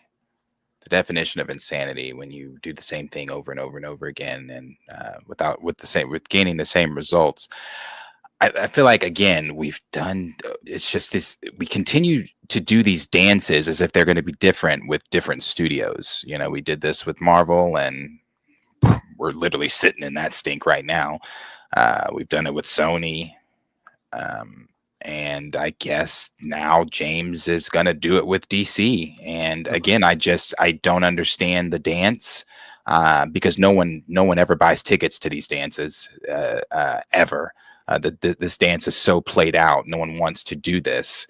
It's, again, lesser characters getting spotlights over the character as to the reason why this character is even there. I don't mind like a secondary character having a spotlight or something like that. But this, even in your example, I know that's something you would eat up, and I'm not knocking, another person's but to me, that would be one that I'd never watch. I'd never know anything about it. Unless I get on here with someone like you or see something on Twitter, I'd never know anything about it because I wouldn't tune into it because, again, I'm sick of this dance.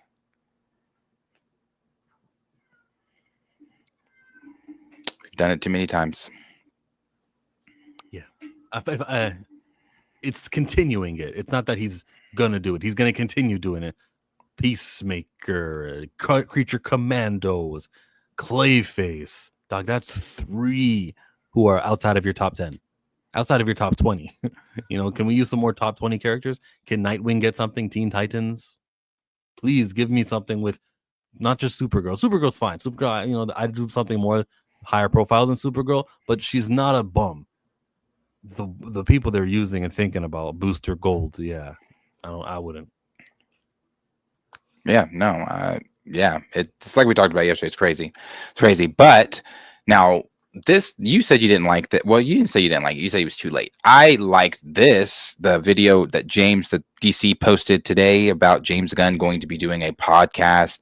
Typically, I don't like that James Gunn talks as much as he does, but if you want to talk, do it in this type of form and tell us like the canon, the stuff that's going to be canon and stuff that's Easter eggs and stuff that we need to be paying attention to in the DCU. Funny. The first thing on my page, Discussing Film, says that James Gunn, when asked if Black Adam and Shazam, Fury of the Gods, are DC canon, they're not canon. I hate it. Shut up.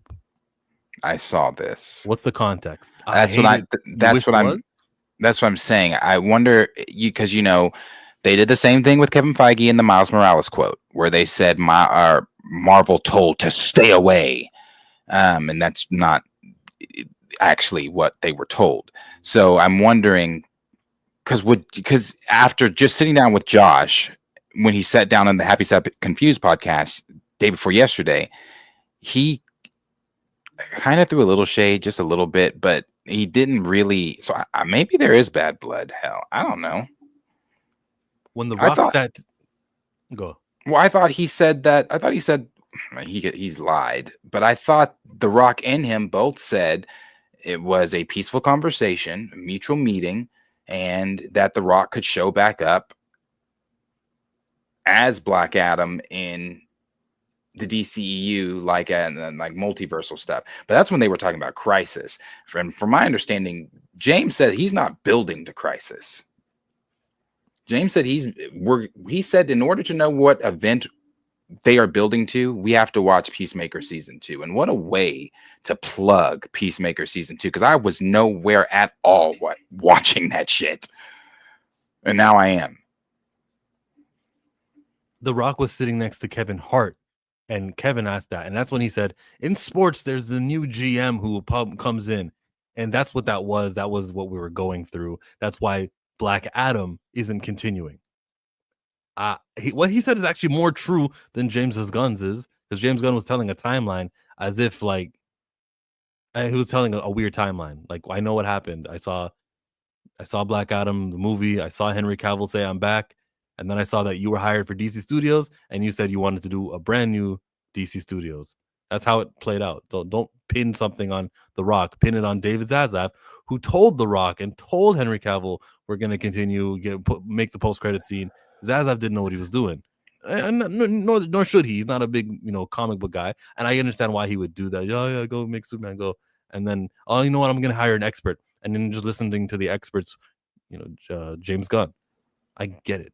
But the way that James talks about the whole ordeal, he wants to make the audience and us believe that there was no meeting with Zaslav. That never happened. Strange, right? It is. As if the internet doesn't have receipts to things. I'm actually actively looking for these receipts right now. Not important. Don't worry about it. Just take our word for it, bro. Kevin Hart, The Rock, they had the interview. The Rock tried to. Everybody remembers that time. Hmm. You guys got to remember that time. Like, that was a crazy time. The Rock was on. That was when we were actively looking at The Rock's tweets every day because he was nonstop. I was calling it a coup, and I still call it a coup. But actively trying to take over DC. The hierarchy of the DC is about to change. I mean, come on, we all remember that time. He's a good casting for Black Adam. He is. I liked Black Adam. It was fun. It was a good action movie for that summer. It really was. It was fun. You take out that child, you got a banger. That kid didn't need to be there. It should have been Mina Masood. Should have been no kid. He was the MacGuffin. Let's read this. Peacemaker Season 2 exclusive look at James Gunn's next step in the DCU after Superman. That's a good one. I just recognize in chat here, D Sizzle said he could be Gladiator and Marvel, given that mohawk purple skin. I could see that. I could definitely see him as Gladiator. I could see it. I do too. What's the most he sat in a makeup chair for a movie? Hair and makeup chair, we'll call it, to emphasize my point. I would say none. What has he done in anything like that? He hasn't been anything like that. I mean, if it's taken, I'm not saying it would take Gladiator this long, but Rebecca Romaine just said it takes her 7 hours for Doomsday to get into the Mystique makeup. Is she gonna be? She's not gonna be naked. Yeah, she will. It's gonna be hand carved blue skin. She's not gonna be naked. Not for Disney. She's not. What's Silver Surfer female naked? Yeah, but if she is, I'll be very shocked. I'm expecting her to have the white dress, like comics, because I believe they're all going to have their comic accurate uniforms. That white dress is going to rip during the fight, and you'll see something. I'd be shocked. Den of Geek. A lot has changed in the 3 years since John Cena has last donned a silly silver helmet to play the hapless hero Peacemaker. When you start like that, I don't read every single word that you have. I'm just looking for the headlines. Okay, not so. James Gunn tells Den of Geek in no uncertain terms, they're not canon. I hate it. He fumes.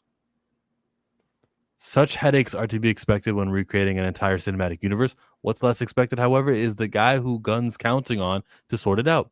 Gunn doesn't enlist the help of the Man of Steel, but rather the guy whose series has its second season premiere just weeks after Superman flies into theaters. That guy is Peacemaker. Man who loves peace so much, he's willing to fight for it. There are certain things from the old universe that we refer to in Peacemaker 2, but until then, they're not canon. Almost everything from season 1 is canon, but season 2 will explain everything that is or is not canon. That is such a good plug to make me watch the show. When he says almost everything season 1, you told me last time that end scene, he meets the Justice League, and that's not canon. Yeah. A lot of importance to put on a perennial Z-lister created by Joe Gill and Pat Boyette. Christopher Smith. Peacemaker made his debut in 1966, Fightin' 5, issue 40, a war comic published by the now defunct Charlton Comics. When DC acquired the Charlton character in 1983, they gave Peacemaker another shot with an 88 solo series and a handful of guest appearances before killing him off panel in 1993. Resurrected and reimagined Chris Smith briefly popped up in 2009 and then disappeared again. James Gunn's favorite. He's like, who's this unknown? Oh my God, I gotta put him in a movie. And that's why he was in Suicide Squad. Things are changing, blah, blah, blah. Let me find another quote. I'm just looking for quotations. So he's not saying was he taken out of context? He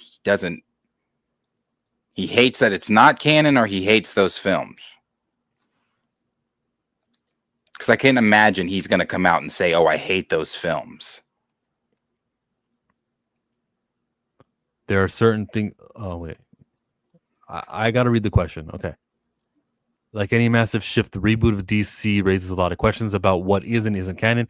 But Peacemaker co-stars Stephen Agee, Jennifer Holland reprised their roles as agents John Economos and Emily Harcourt in 2002's Black Adam and to ensure Shazam Fury of the Gods. So those movies count, right? Not so. James Gunn tells Den of Geeks in no certain terms.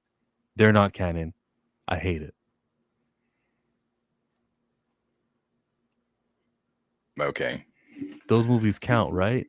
They're not canon. Okay, I'm going from what. Okay, so I'm going off what he said here at the top. If he's saying that those two characters are characters that are in Peacemaker that were both in Black Adam and in Shazam, I think he's saying they're not canon and he hates that they're not. Those characters, not the movies. Fine, yeah. I think it's taken out of context, and some people are just trying to catch James, and I actually really hate that. I'm not like a James Gunn hater or anything like that. I like James. I think the unnecessary, obviously it's to be expected. The just trying to catch him in anything right now, it's really annoying. And I'm not saying that that's what they were trying to do, but I also think that's very kind of irresponsible journalism there that you're doing when you're reposting that, and then you're posting that he just said he hates it, because you're making it as if I'm just a casual reader that doesn't go past the headline. Yeah. I'm thinking he said, "Oh, he hates Black Adam and he hates Shazam. Oh my God, the theories are real. He hates Henry Cavill." Like, it's just unnecessary chatter drama online. Totally. Gunn got no pushback when he offered scene of the part. I found that uniformly, people dream of being a superhero, Gunn says. There's never been a person that I've dealt with who was extraordinarily excited about their costume, not extraordinarily excited about their costume. Whether dealing with Rocket Raccoon or Superman or Peacemaker, I start with the question, what if these characters were real? What would bring them to the place where they are today? Superman is an alien from outer space who wants kids and people to like him. That's why he wears the suit. Peacemaker wants to be cool and instill fear in people, but he's kind of an idiot. Peacemaker might still instill fear because he looks like John Cena, but I don't think that costume's instilling fear in anyone. When he eliminates his friends and mentor Rick Flag in a quest for peace, Chris realizes that his definition of peace has been vague and fragmented and flawed, Cena acknowledges. Audiences can take away whatever they want. Cena sees these revelations as the character's main appeal. Chris has regrets about what he did to Rick Flag. Don't care. I don't think there is anything more because discussing film would have quoted more in their tweet.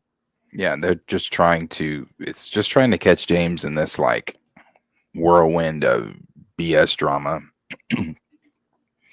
He might be a liar, and he might get. And when I say a liar, I use that term loosely because he is a filmmaker that is trying to keep certain things confidential for his film, and he might be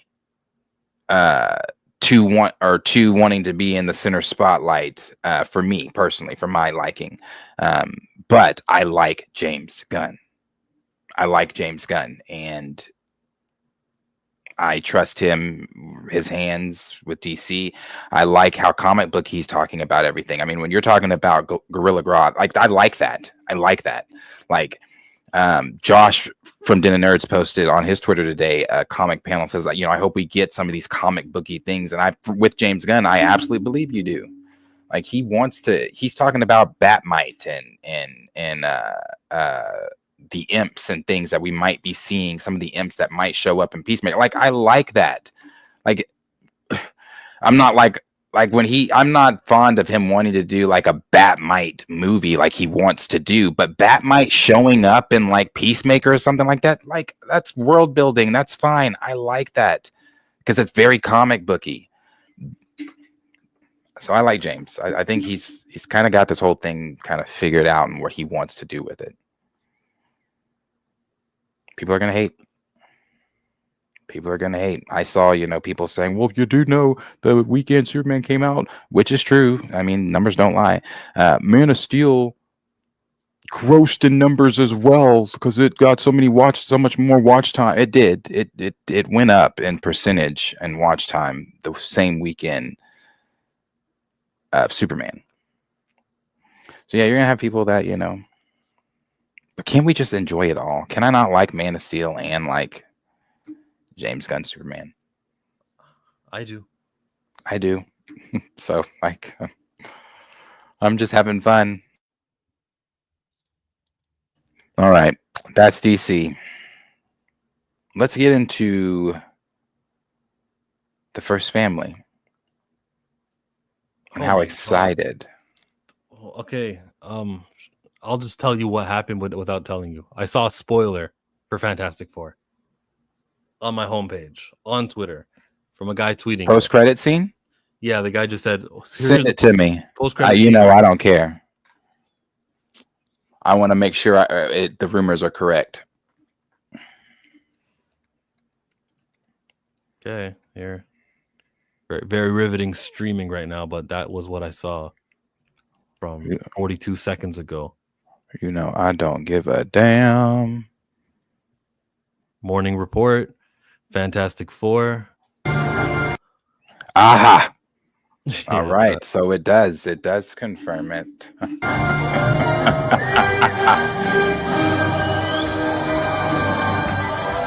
that Pedro? No, that's Michael Giacchino. Who's Michael Giacchino? The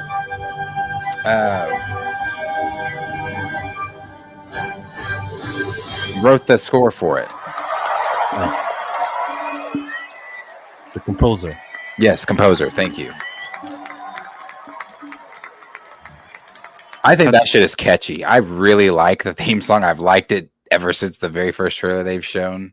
The choir at the end. I can hear the words Fantastic Four. Pedro even sung that part like in an interview. He was like, fantastic. Like I was watching and I sent those to you too. I was watching them on Kimmel last night. They got interviewed by Nightcrawler. I forget his name. Cummings. Yes, Alan Cummings. And they talked about that leak he gave. And Pedro asked him, he's like, did you get in trouble for that? And he was like, my publicist definitely called. It's funny. And then he asked him, he's like, but Pedro, on television right now, Scott's Honor, he was like, have you and I done a scene together? And Pedro was like, Alan, no, he said, have you and I ever fought? He said, Alan and I have never fought. Yeah. But it's funny because before he answered it, the thing, Iban said, bro, be careful. It's just funny how they tiptoe and they all know. Vanessa looked like she didn't give a damn. She did not want to be there. I know she's pregnant, so I don't know if she was like just like tired and pregnancy, but she wanted to be there at all. Kimmel, they do those live at midnight at 9 Pacific. Mm-hmm.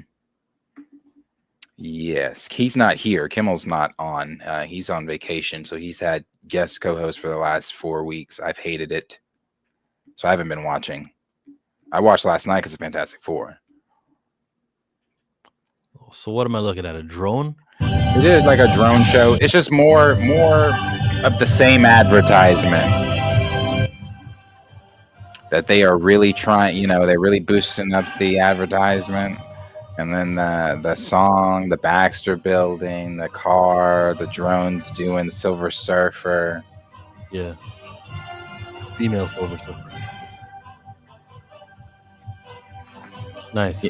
You know what? I didn't send this one either. I want to send this to you. This I was very shocked to see. Now, we've been seeing a lot of positive word out there for the Fantastic Four. Where is it? Did I save that? Come on, tell me I saved that. Hey, that was cool. The four dynamiting up and basically doing what the Human Torch does when he flies around. Nice. Yes. Four in the sky. Yes. But when you call this marketing, the only people who've seen this are the 300, 400 people outside looking up. They'll put it on their phone. They'll share it with however many fans decide not to scroll. And like, I don't think this is. They've done other marketing outside of. I mean, you don't have to count that as marketing. I was at the gas station the other day, and the fucking Fantastic Four trailer came on the screen while I was pumping my gas. On the screen, on the gas pump. Commercialism is crazy. Like, you're pumping gas and it says Fantastic Four. Like, first of all, I didn't even know commercials played on screens at the gas pump. I don't know if this is something new. But I'm at the gas station, and then it's the Fantastic Four trailer. I'm not inside. I'm outside pumping. And I'm like, oh. And before I could, because I was going to post it on Twitter. I was going to like post, put on record, like, what the fuck? Advertise. This is some good advertisement. Before I could before I could realize and get out of being in awe of I'm pumping gas and this trailer's playing, I missed it. Oh, because the impression that they leave on you, they know that you're not staying there for the whole 2-minute trailer. So there's got to be 10-minute bits, 30 seconds. Yeah, it ain't no. Yeah, it wasn't the full trailer. No. I'm trying to find it. Dang, what's his name that hates everything Marvel does? What's his name? Marcus, light-skinned dude that's always yelling in his fucking TikToks. I don't watch him. Come on, y'all know who I'm talking about. Marcus Mathifus. What is this man's name? Come on. I thought I saved the video and now I can't find it. Someone in chat come through. He's the light-skinned dude. He's always yelling in his TikToks. I think his name starts with an M. I'm trying to find it. I thought I had it.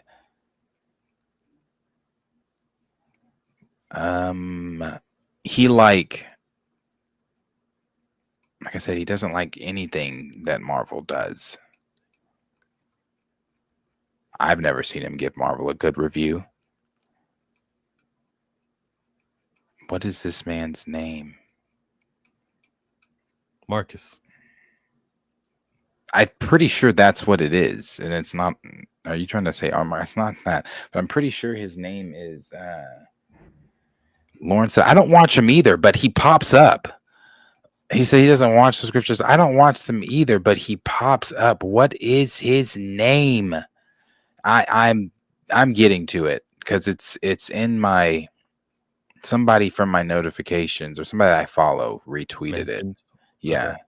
In the last day? Yeah, like within it wasn't. Okay, we'll find it. We'll get to it. In the meantime, I'm gonna play something that was said on the Fantastic Four blue carpet. Yeah, they were very curious about what we were doing. They were very curious about what we were doing. They came to tour our sets. They would watch scenes that we were cutting together. They wanted to get to know these people as they were working on their story and their script, so that they could sort of I could pass the baton to them, and these characters would be well cared for. Yeah, they were very. He's talking about the Russos showing up on set on the Fantastic Four, asking questions and being like, and learning. That's cool. That there's not going to be secrecy, that they know who the characters are, that they're going to be using in their movie. They were always on set. Great.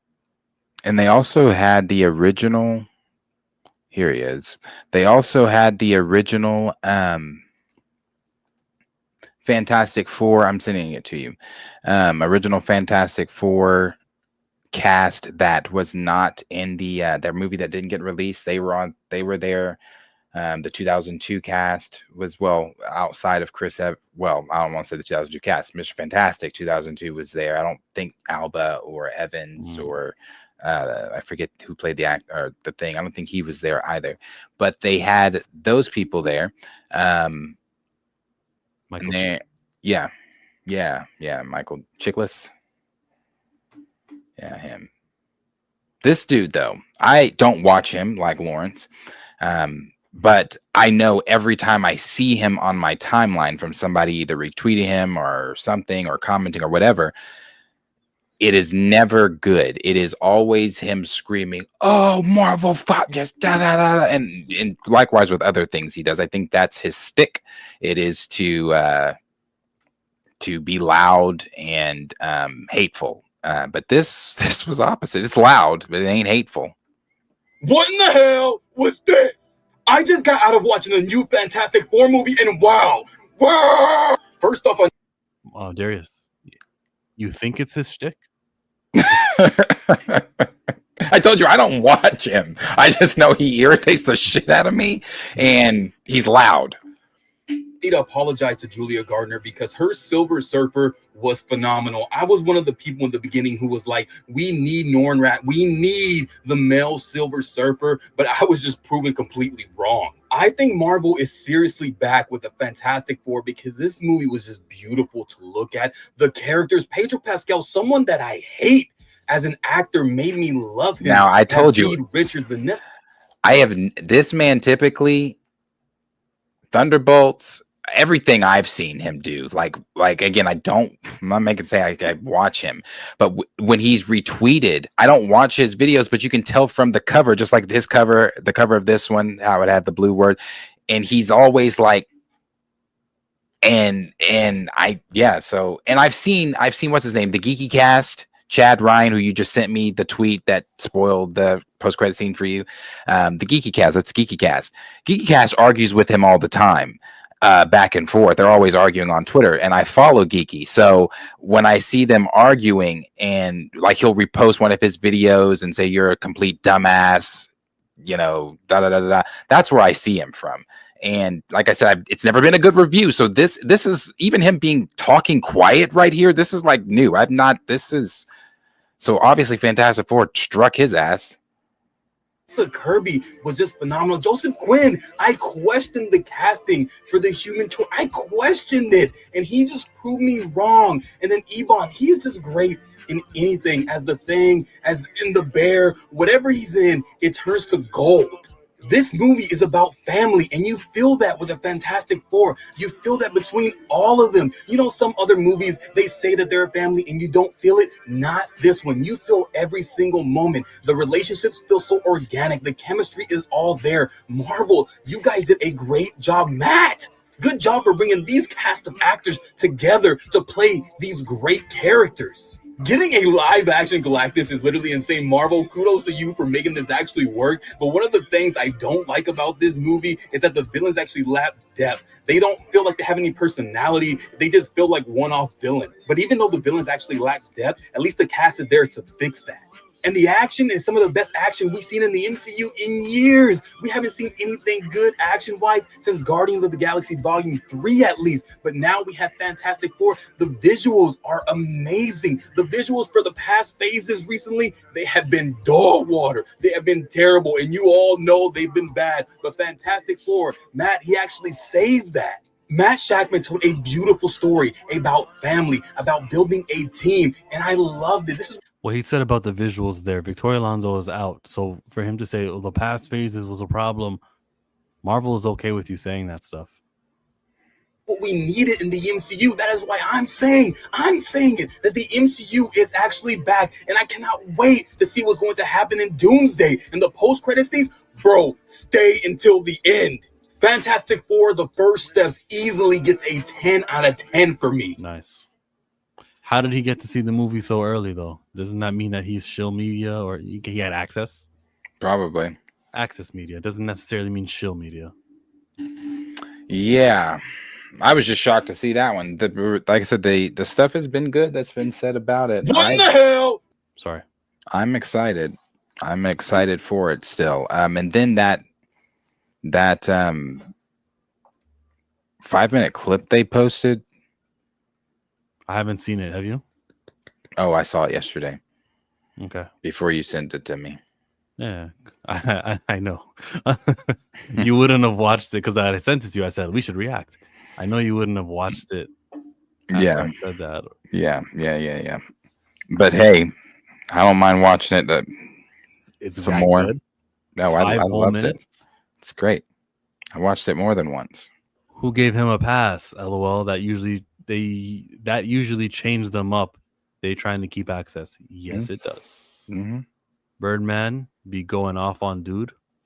Is Birdman the content creator who watches Nerdrotic and Oh, I can't stand those motherfuckers. Nerdrotic.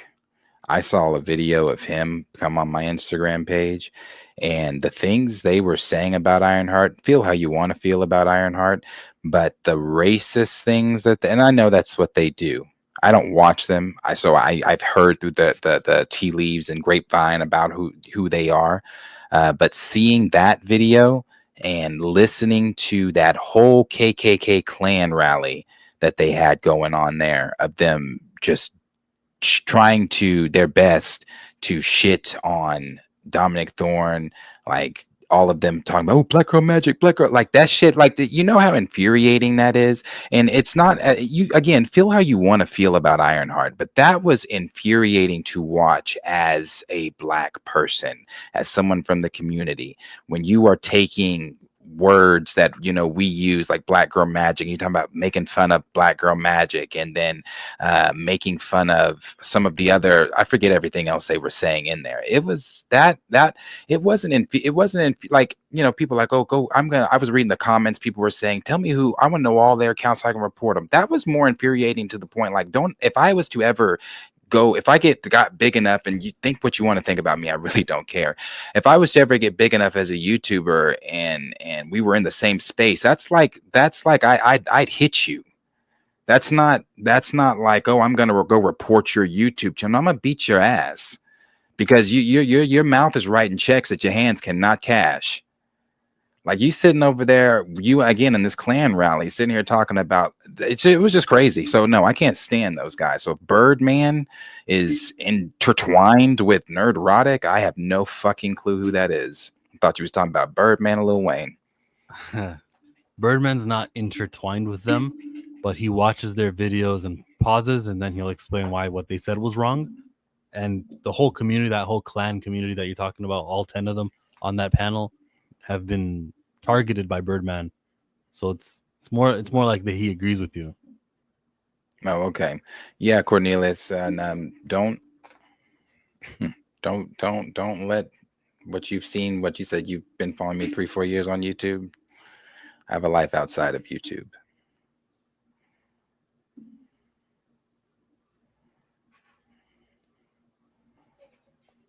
I hit do not recommend channel on those devils. So did I, but Twitter seems to love them. So you know what I hate? People who hate them so loud. Why are you sharing him then? Oh, you don't like that, you got that content creator? Then why do they appear? I should have never seen the panel of them shitting on Riri Williams. I didn't see that. Yeah, and there's a lot of people that follow them though. That I follow and that follow me, and I was like,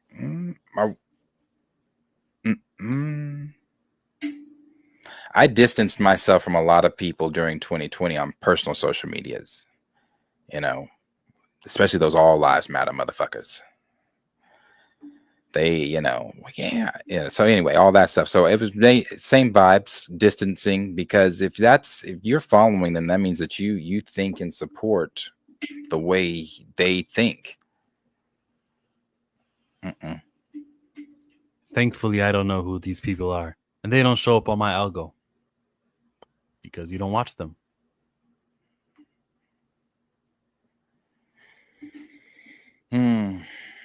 And see, but it was a Black page. It was on my Instagram. It was like, I follow this Black page, Black Culture something. Follow a lot of different ones. They had reposted it and was asking, in the caption, listen to these dudes talk about blah, blah, blah, blah, blah, blah, blah. So of course, everybody in the comments is typically Black because it's a Black page, and so they were just like, "Who are these guys?" Da, da, da, da, all this type of stuff. And I was just like, "Oh, this is what they do." Yeah. Like, if you don't know who these guys are, if you find their channel, you're gonna find more videos like this because this is what they do. I was introduced to Nerdrotic during Obi-Wan. I knew him before that. I knew Ryan Kinnell got popular when he said Batman doesn't have good white characters aside from Batman, who's on the screen for 70% of the movie. There's not enough good white characters. I saw it on World Star. I said, "Oh yeah, that's the okay." Geeks and Gamers got it. Yeah, can't stand Ryan either. All of them. Like Ryan was on that little panel. They were talking about Black Girl Magic. And then they had a black guy on the panel too, right? Yep. No, they didn't. Oh no. It was all, they were all white. Is there a ruckus there? Yeah. They got a ruckus that hangs out with them. Yeah, I don't There's know. always one. There's always one. Ruckus. I was watching Boondocks episode. They went jogging and Robert said, "Are you gonna go jog with you?" "I'm not gonna jog with you, Robert. Police might mistake me for one of you and shoot me too." That shit is. Oh, that's the only show where you can get away with shit like that, and it's funny as fuck. But those guys doing it, not funny. Not Critical Drinker. Who's I know there? Critical Drinker because I used to watch Tyrone Magnus more than I do now, and he used to watch and react to those videos. Who's their black guy? Not Young Rippa. Someone. Young Rippa is a part of all that. I know he has takes. He But does streams with them. Oh, He's really? done streams with them. It's so funny. He tries to be so. That's so funny. I didn't know he does streams with them. Yeah, after that George Floyd kneeling stuff, he was on stream with them the very next week, and I watched him, and he smiled at something, and I'm like, bro, this isn't the time where you smile. This is the part where you. All right, I guess the angle you're taking is it's all jokes. Interesting. Well, maybe that explains why he's got his Rippa verse. You kiss the right asses, and get the right doors opened. No, Rippa retired from YouTube. Yeah, but he was with them. I saw it. He retired from YouTube. He hasn't been with them for a year. I'm pretty sure. Wait a minute. So he wasn't at a convention with Star Wars Theory. Just maybe that was last year then. Rippa is a raccoon emoji. Stopped watching him years ago. Rippa didn't retire from YouTube. He was on here 15 hours ago. Talking about the book? On a round table. I guess the book. Ism? Who's Ism? I saw him. ISOM. ISOM. I saw him. It's a new comic book he's got. He sells it at comic book shops. Some of them. Yeah, I know he's got that comic. Yeah. Hold on, let me see. He's got like a fictional universe too. Like there's so even on his personal YouTube, Young Rippa, 6 days ago, he posted about the Jeffrey Epstein hoax. Yeah. So no, he's still here. He retired from that community, maybe. Maybe. Theory does do shit with them. Need to distance myself from. Let me unsubscribe. I'm serious about that shit. I don't, because that means you think like that. But theory may not think hard like that. But you even sitting around them, you're in agreement. You're not checking them. You're in agreement. You're still showing up to lives and invites. You're in agreement. And when he gets on his streams and he talks the way that he talks about like Riva, yes. Like he was talking about Riva and the way that he was talking about Boyega when Boyega complained, you're in agreement. So yeah. Nah, I have to back off from that too. The day Pablo Hidalgo did what he did, he explained, reached out to me. It was Geeks and Gamers reached out to me. The Jeremy reached out to me. Look at that. Look at all. No one's talking to me. Everyone's outcasting me. And they're the ones who reached out to me. I think he was trying to justify his relationship because he kind of knew that his relationship was a problem with them. And since then, he's had Ryan Kinnell on his streams after Josh Den and Nerds left. It was a Ryan Kinnell and what's his name? Critical Drinker. No, Mhm. Mahler. Yeah. Yep. Distance. Okay. Let's do our F4. The 5-minute clip. That is really good.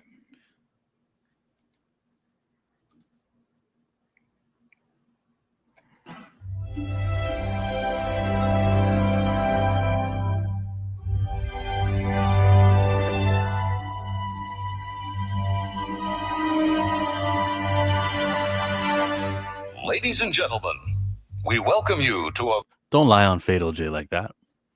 He ever since the George Floyd stuff, he's distanced himself from them. very special event celebrating 4 years of the Fantastic Four. And now, your host for the evening, Ted Gilbert. Folks, we all know the story. 4 brave astronauts head up into space, encounter a bit of cosmic turbulence, and come back forever changed. Not just the molecules of their bodies, but also their place in our hearts. And now, a look back. This is Excelsior Launch Control, T-minus 3 hours, 42 minutes, 19 seconds. 4 years ago, man and woman conquered the last frontier as we know it. The exploration of space. Best pilot in the world right here. Yeah. Best looking, he means. Comms check, everybody sound off. Check. Check. Check. Comms are live. That last voice you just heard was my baby brother, Jonathan Storm, and ladies, he is very single. Kiss for luck. Kiss? However, Dr. Richard's expedition encountered an unforeseen event that changed not only the lives of these courageous individuals, Thereby, go for launch. Go for launch. but also the course of our history. Come in, Excelsior. Come in, Excelsior. What is that? I don't know. It must be the cosmic ray. An origin story montage. Obviously, while we were in space, due to errors on my part, we encountered a cosmic storm that altered our DNA. We came back with anomalies. Wow. And they returned with superpowers.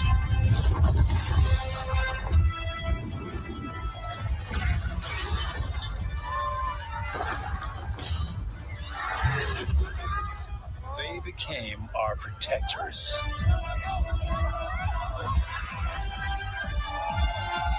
Can I pause this, or do you want to do it uninterrupted? Because I have a lot to say. Okay, if you have a lot to say, let it finish.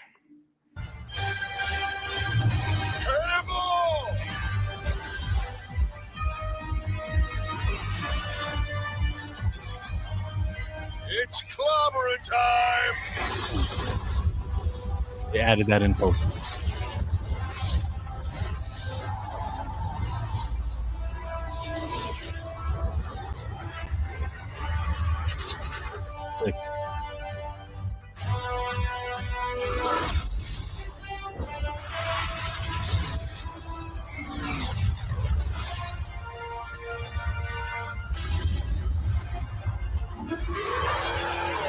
And when the mad thinker tried to sabotage New York City, the Fantastic Four tried to sabotage New York City.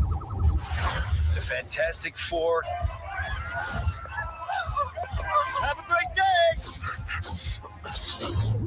They defeated Red Ghost and his super apes. That's a bit Spider-Man-ish. Too. I'm not complaining. I just mean it resembles that. They became our inspiration. This equation not only confirms alternate dimensions, but it suggests parallel Earths exist on different dimensional planes. Hey. Who wants to see a big explosion? They are the very best of us. They are the Fantastic Four. Thank you, Fantastic Four. Fantastic We love you, Fantastic. I love you, John. We love you. Thank you. Thank you, Fantastic Four. Let's hear it for Reed, Sue, Johnny, and Ben.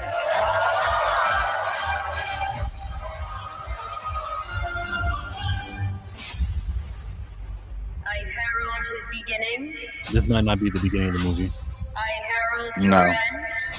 The trailer. I herald Galactus. The clock is ticking. We are going to find a solution. You don't want to just crush him like that.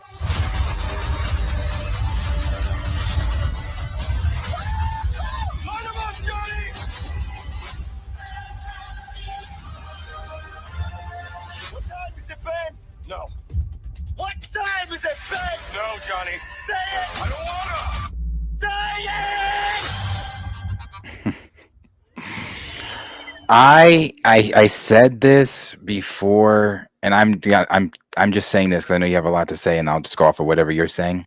Said this before we even came on. I have not been this excited for a Marvel film since Deadpool and Wolverine. And Deadpool and Wolverine, as I said behind the scenes, it's a very dumb movie, but it is a good, funny, nostalgia filled Marvel movie, and I like it.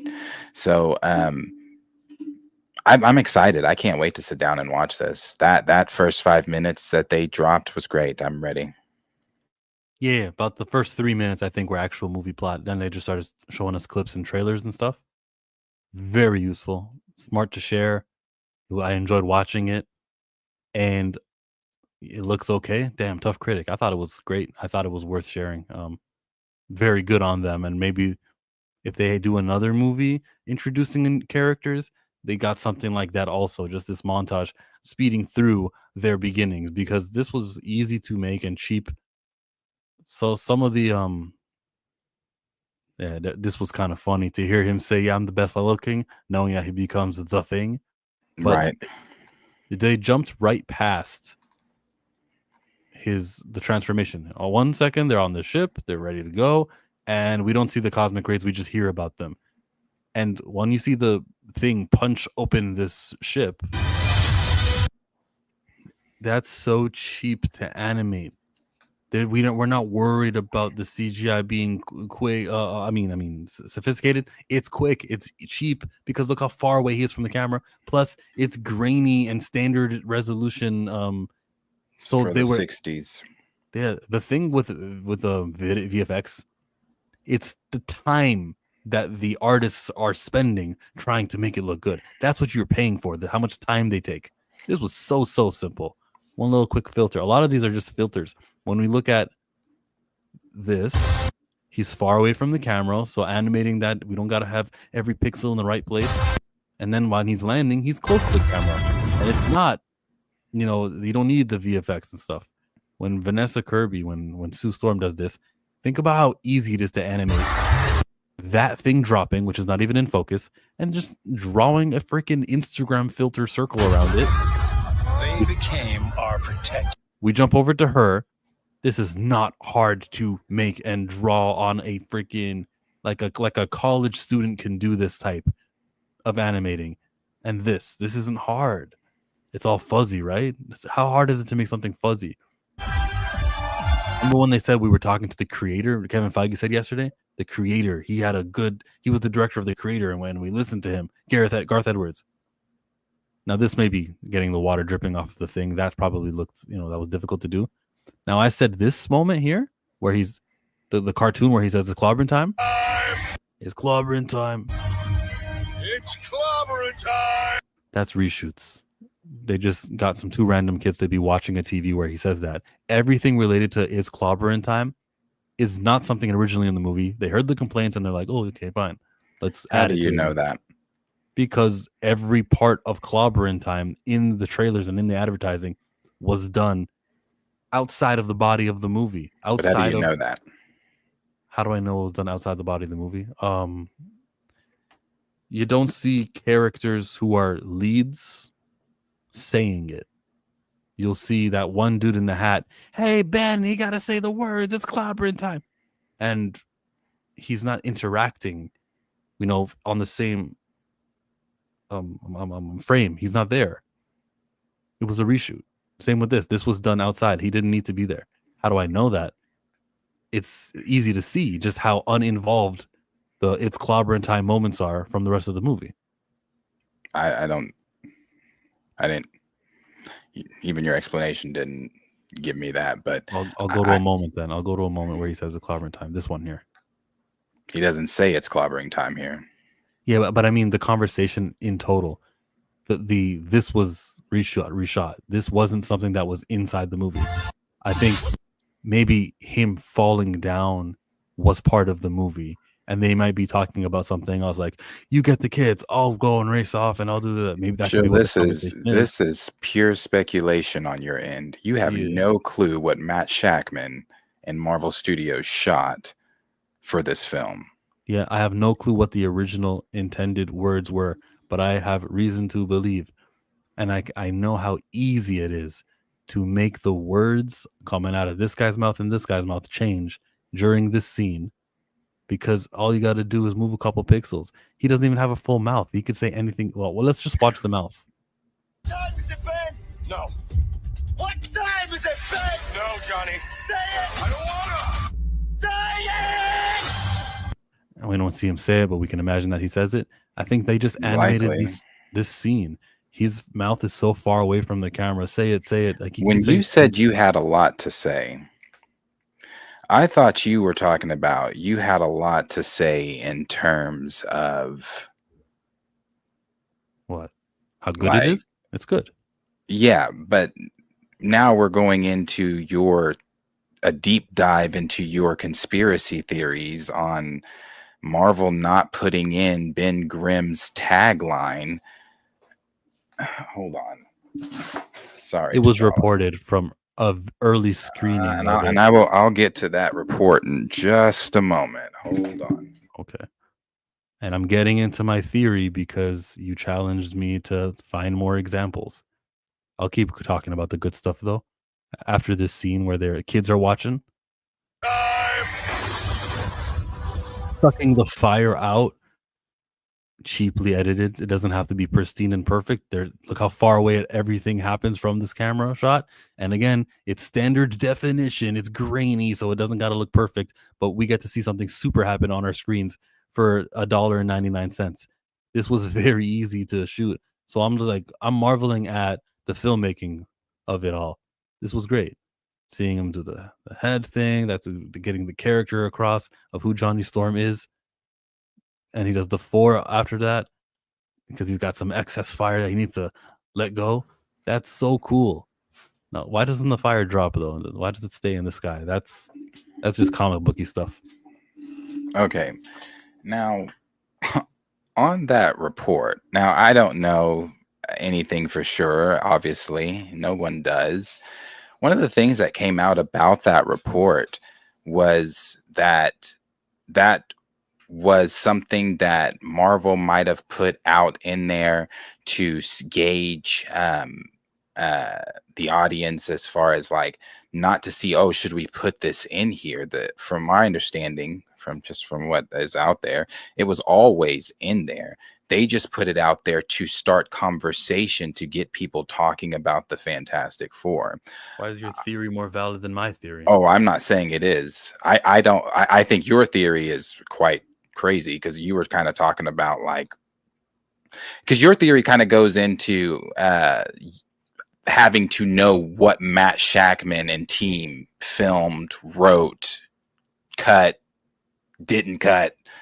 We have no clue what Matt Shackman wrote. We have no clue. But to think that he wouldn't say it's clobbering time, or to think that scene in particular, the 2 kids watching the cartoon of them, when we know that this is a built universe where there is a cartoon of them, they're already famous, and that is a cut scene, and it's been blah, blah, blah. Anyway, when we watched this and you again said you had a lot to say, I didn't think it was. I thought we were going to go into talking about it and this and that, not a conspiracy theory on what Matt Shackman recorded. No, I feel like everything in ADR cartoons can be done and audioed. But thank you for listening. Even when you disagree, I appreciate that you heard me out. We can do more. We can talk more about this movie and the good stuff. Not to be repetitive, but when special effects stuff are happening far away from the camera, it's easier and cheaper to make. I like the stretching from Reed. Ooh, not this scene. We got flying car. So they're retro, but they're also doing things that we don't have, like this upside down subway train hanging. We don't have that on Earth. We don't have it in New York City, at least. There might be some other places in the world with it. That was Spider-Man issue. Like the way he just, and the sound effects too, playing. Have a great day.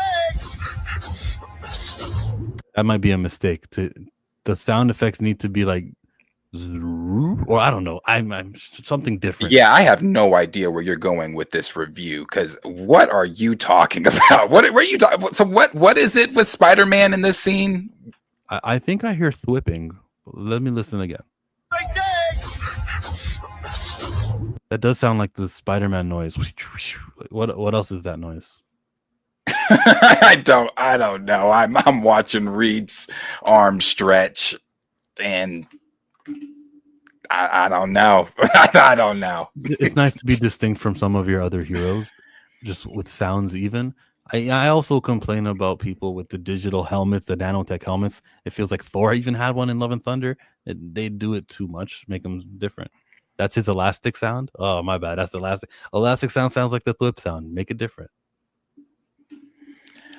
Okay, my review. I enjoyed the 5 minutes very much so. I like the fact of the again, the already established Fantastic Four universe. They talked about the Mad Thinker. They talked about the Red Ghost. We got to see one of the apes. I'm sure we'll see more of the apes, hopefully, in more of that montage. We do know that we're going to see Mole Man and Gargantos. That's not a spoiler. That's stuff that's been in the trailers. So I really enjoyed that 5 minutes. We got to see more of Reed stretching. Some of the scenes of them using their powers in this first 5 minutes has been the scenes of them using their powers in almost all the trailers we've seen. So I feel like we're still not seeing a lot of them using their powers, just like we haven't seen a lot of Galactus and things like that. I liked the whole established them being famous, them being on the talk show, the Future Foundation here. We're hearing reports that we were all wrong about Reed or Pedro Pascal as Reed Richards. I hope that that sticks. So I'm really excited to see where this film goes. Again, as far as all the other Marvel film goes, I'm very excited for this. This first 5 minutes was, for me, had me wanting to see a lot more. They're beloved by the people there. One more time, I love things like this. For one, yes, it's happening way in the distance, so it's easier to animate and we're less focused on realism. But using superpowers in regular settings is so imaginative. I love it. I like it in scenes all over the MCU when someone can do something amazing and they're just chilling and they're like, And remember when they were just kicking back and they were talking about Thor's hammer, and it's so laid back and like, who can lift the hammer, and they're just having fun with superhero stuff. This kind of stuff, seeing these powers. I want to see people fly just to reach the top cupboard to get the can of tomato sauce. I like seeing him stretch that way. And the kids are so bored. They're so over it. He talked about dimensions and parallel Earths. That's good setup. Yes. And here they are. And then the last minute is footage from our movie and action scenes. And look how big Galactus was. You saw his footsteps there. They're fighting Galactus that whole time. Possibly. We don't know that. That could be also when Gargantos shows up. It could be. Did you read that comic book that they put out? I did not. Here's the footsteps that's Galactus's foot in this scene where they're driving. Yeah, that's Galactus's foot. But in this, we don't know who they're after. Why are they not in the car anymore? Right? They could be anybody. Yeah. Yeah. So supposedly, again, it's supposed to open the way that Spider-Man 3 was going to open, or Spider-Man 4, I believe, was going to open. No, 3 was going to open had Sam Raimi got his way. It's going to be a montage of them fighting noted villains from the comics. Spider-Man 3 was going to open that way. We were going to see Spider-Man fighting Mysterio, Spider-Man bringing in some other villains into the police department or setting them up for the police until we saw him ultimately fight Vulture. So it's supposed to open that way. So I'm excited. I've always been excited for the Fantastic Four. When it was announced in 2020, always had me. I am a big fan of the first family. So I'm really ready to see a proper live action film done for them. So I'm ready. I'll give you interested. Excited in 2020? Yes. Oh, finally, they got acquired the rights. We get to see them. Yeah. Thank you, Kevin Feige. Since then, Still excited. Still excited. Like I said, the trailers have been good. I think the first and second trailers were good. That last and final trailer was the one that really drove it home. That was the really good one. And then this first 5 minutes, again, I really liked. Sitting at an 89% currently on Rotten Tomatoes. Comes out, critics. Yeah, from the critics. Comes out on Thursday. I know Lawrence sees it tomorrow. I see it at 2:40 on Thursday, 2:40. So I'm ready. I'm ready. I'm ready. I'm ready. I think this is one I'm really going to be like. I'm going to like. When's your second screening of this movie? Is it going to be on Fridays? If I really like it, like I think I'm going to like it, probably. I'll probably go see it. Either it'll be that weekend. I won't see it in IMAX again, but it'll be that weekend. Unless you really like it, then you want to see it in IMAX again. Oh, maybe those IMAX tickets are, and I'm going to see it during the day, so my ticket shouldn't be as expensive. But those IMAX tickets are expensive shit. So yeah, I'll be seeing it again, possibly. I think I'm going to really like it though, so I think I'm going to really like it. Christian Harloff said I really liked it. Yeah, a lot of people have come out in their reviews and said that they have really liked it. They're at a theater reactions. So they liked it. Said it's been good. It's a different feel. Like Shackman said in that video, the Russos have come on set.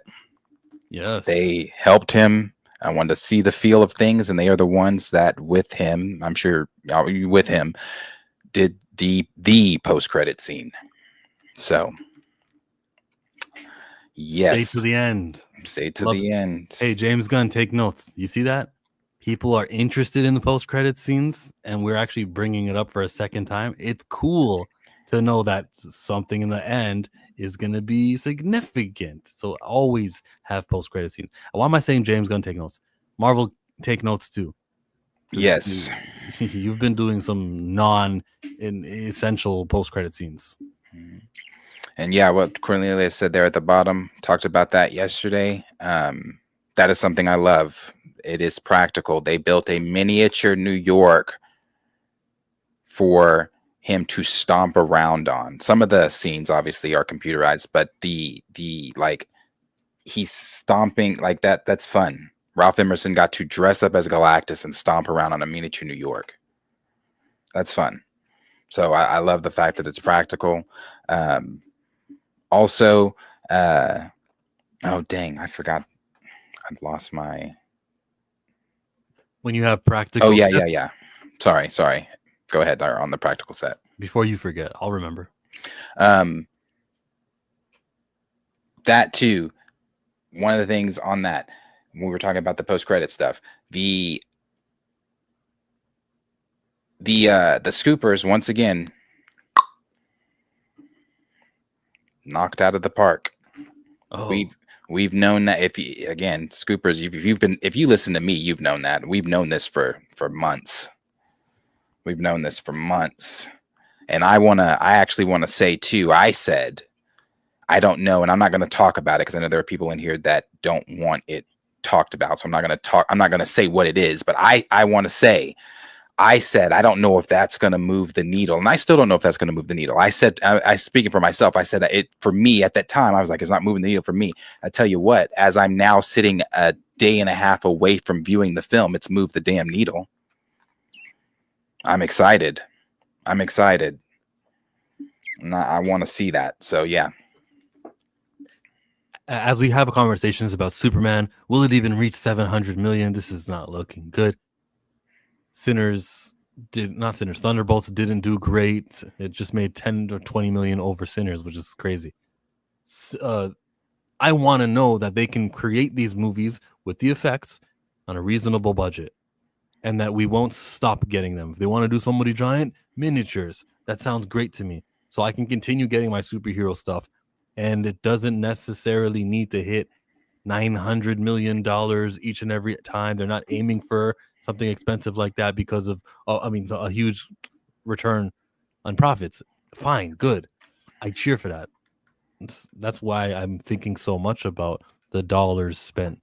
I'm a fan of the medium. Yeah. They say AI is going to help with that. Less manpower, very cheap to create. I'm all for workers' rights. So I don't know. I don't know. I know that I'm against it. Something that will eliminate jobs. For sure. But that is, unless there's anything else, that is what we've really got there on the Fantastic Four. And I did send that over, but we went on that tangent on other stuff, so we didn't get to that Marvel Studios video that they had put out for the Fantastic Four. It's 90 minutes anyway. But it's just the comic history of them, and I thought it was a really cool, well done video that they did. I thought, again, good advertising. If you'd have a YouTube page and they are, if you walking into this don't know who the Fantastic Four that was a cool. They don't just touch on the Fantastic Four. They go through the history. So they're going through Civil War. They go through, obviously, getting up to Secret Wars, and then how whatever newest comic, and I guess this film they said is canon to now their comic story, I guess. So that's where whatever's going on with them in the comics now, I guess this picks up with that, the film. I don't know. But the stuff leading up to it, like all the different events that they touched on, very cool. I liked it. One thing that I did not like, though, now they mentioned Black Panther and T'Challa a few times then there, but they didn't mention so I'm thinking this whole time watching, I'm like, okay, we're building to issue 50, we're building to the first time the Fantastic Four lost, actually lost in a battle. And because the whole time they're building them up, they're like, and they fought this person, and then this issue, and then we got, I realized we are on the timeline when they're in the video. I realized on the timeline we are now past that part, and I'm like, hold on, did we skip when they first meet? But anyway, they mention BP, but they don't mention when they first meet. And I think that on the timeline of Fantastic Four, that is a significant part in their lives that you need to mention. Like, yeah, they got their asses handed to them for the first time here. Yeah, and a nice liberal company like Marvel, you don't think that they would love to put that in part of it? The Fantastic Four featured the first black superhero for Marvel. You don't think that they would include that? Of course not. But I'm just thinking, like, come on. Anyway, he gets mentioned and other stuff that goes on, but I was waiting on that. I'm really sitting there like, okay, they're going to get there. They're going to get there. We're going to talk about BP. And then we're on the timeline. And I'm like, oh, well, that definitely happened after. So we skipped that. So, yeah. But you can check it out. It's pretty cool. I liked it. T'Challa whoops on the Fantastic Four? Yeah, he did. He did indeed. And this issue right here. 3 issues after the Silver Surfer debuts. Mm-hmm. Issue 52. Right there. That's where he did it. Whooped that fantastical ass. All right. Anyway, that is, like I said, I think that's what we've got. That is the Fantastic Four. That is DC and Star Wars, and then you got some tangent stuff there as well. So that has been Tuesday's episode of the Morning Report. Premature. Oh yeah, that's right.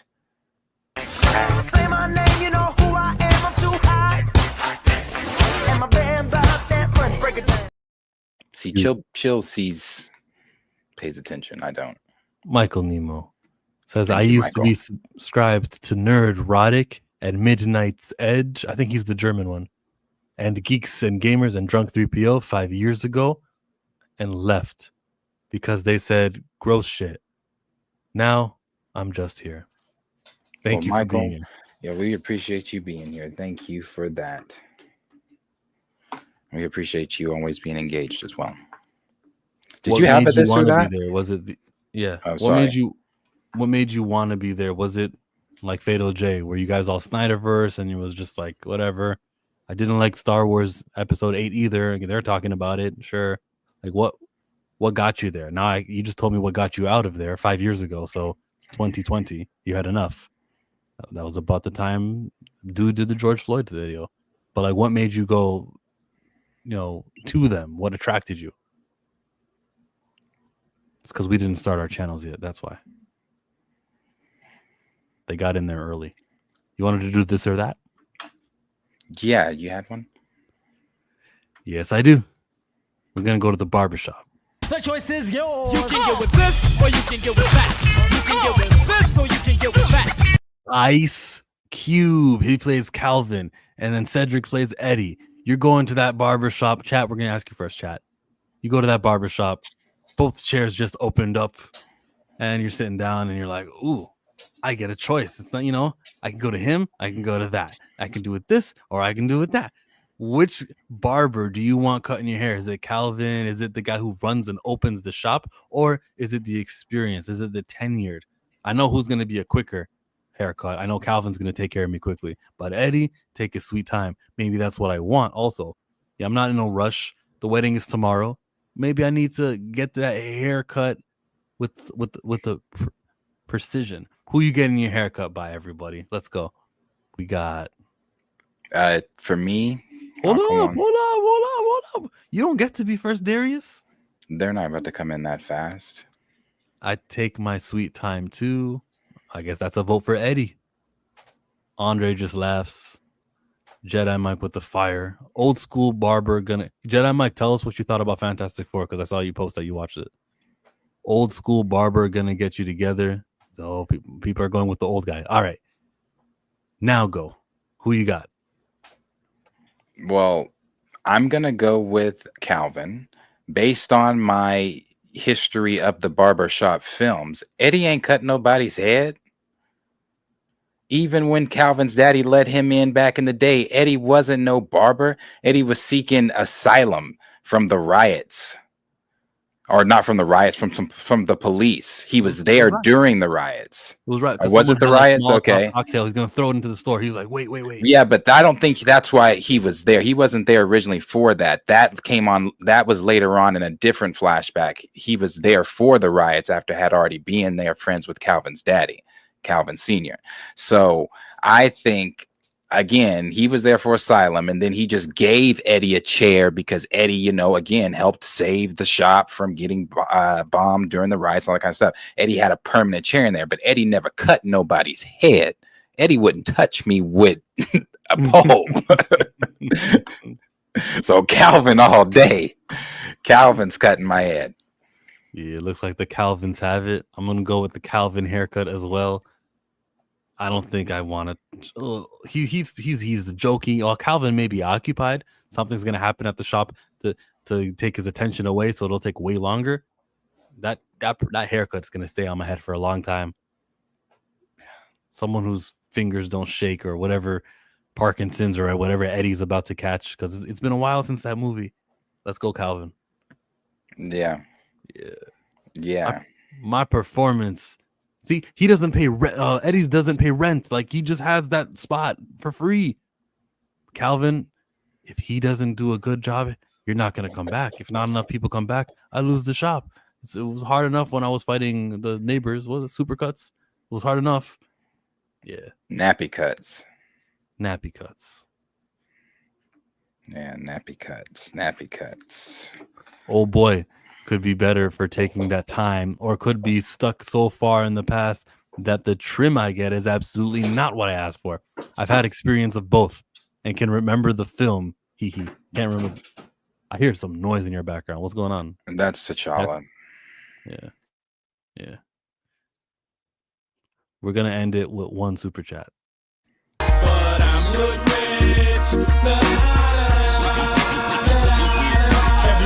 Thank you. It's Sheed.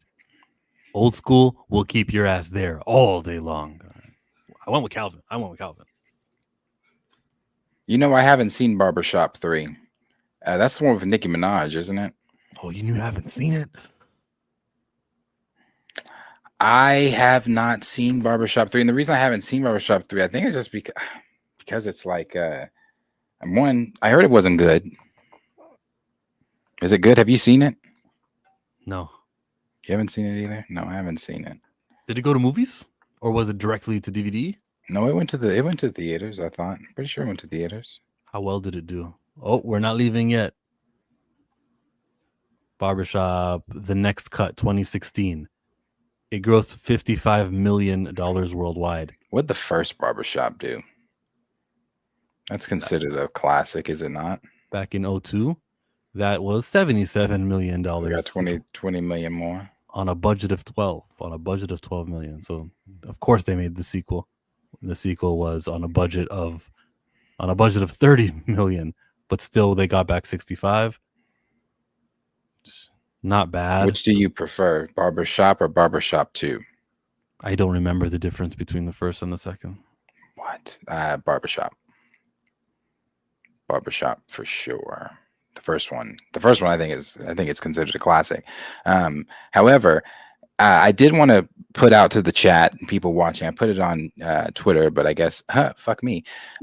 So I'll put it out here to you guys here. Maybe it's fuck me here too. But there are a lot of movies and TV shows. TV shows I'll do, I guess, but maybe let's deal with movies first. A lot of movies I have not seen, and you'd even be surprised, and maybe even want to take my black card, but with some of those films that I have not, with some films I haven't seen from within our community. I've seen a lot of films from within our community, classic films within our community, but there are some classics that I also have not seen.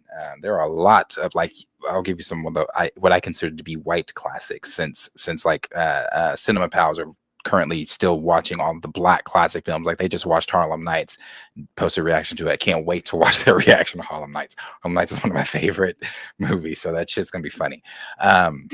But I thought I'd do like white classics. I've never seen Miss Doubtfire. I've never seen like Legally Blonde. I've never seen Final Destination 1, 2, 3, 4. None of them. Like so there's a lot of movies I have not seen. So shoot me some movies to watch, and I'm going to start posting my reaction to them. And doing some reactions. Yeah, white classics. The Ferris white Bueller's classics. Day Off. Never seen it. High School Musical. Of course, I've seen it.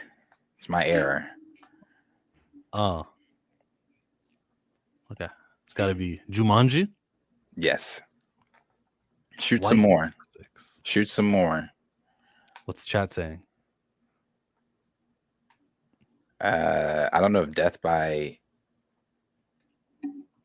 Preamble. Did you see $1 Million Baby? No. The boxing movie. Great stuff. How about the baseball movies? Major League. Did you see those? Charlie no. Sheen was that pitcher. Wild Thing. No. The Kim Possible movie, of course. I've seen every episode of Kim Possible. I was there with Stitch in Time and all that. Yeah. Whew. Those were some tough. That's when every Friday you knew when that little boy jumped over that film strip, he's about to watch a Disney Channel movie. Yes, I've seen all those. Sandlot, yes, I've seen all that. Yes. The Breakfast Club, no, I've never seen The Breakfast Club. Back to the Future, yes. Ferris Bueller's Day Out, no. Big Fat Greek Wedding, no. Never seen it. Meet the Fockers, yes. Top Gun, no. The one with Vince Vaughn and with Girl from Friends. The Breakup. No, never seen it. Raiders, no. Temple of Doom, no. Last Crusade, no. Set It Off, yes. Boys in the Hood, yes. Friday, yes. Charlie's Angels, no. Did you see Paul Blart Mall Cop? No? I don't think I've seen Paul Blart Mall Cop. And if Did you I see have, it was a long Talladega time Nights? ago. Will Ferrell, Talladega Nights. Not Talladega Nights. Oh, Never seen it. Edward Scissorhands. Yes, I've seen it. Legally Blonde. Never seen it. I'm telling you, you'd be shocked at the movies I haven't seen. I've seen a lot, but I haven't seen a lot. Like Wedding Crashers, no. 40-Year-Old Virgin, yes. Pitch Perfects, yes. I've not all of them. I've seen the first and second.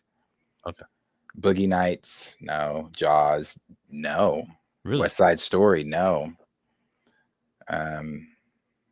Yeah, it's a movie night. I told you, you guys got to send me movies so I can react to them, and you guys can watch me react to them. Now, if it's, I'm gonna let you guys know right now in reactions, I am a big crier in movies. I will cry. I cry watching people react to movies that I've seen, and I know a crying part's coming up, and I'm like, so Grease, yes. My mom was a huge Grease fan. Like that was like in our house all the time. Meteor Man, no. I know, shocker, right? No, I haven't seen it. Rocky films, no. The Godfather 1 and 2, no. Forrest Gump, yes. Jim Carrey's catalog, most of it. All right. Yeah, you'd be shocked, man. Sorry. This is one that's going to piss some people off. And I didn't watch Cinema Blend react to this just simply because I hadn't seen it because I wanted to do my own reaction. I have not seen Higher Learning. Oh. With Ice Cube, Lawrence Fishburne. Don't take it. When Harry Met Sally, you saw that because Princess Leia was in it. I didn't. Scarface. I haven't seen Scarface. 5 Heartbeats. Yes, I've seen the 5 Heartbeats. House Party. Yes. Anchorman. Actually, yes, I've seen Anchorman. I know, D Stizzle. Don't get mad at me over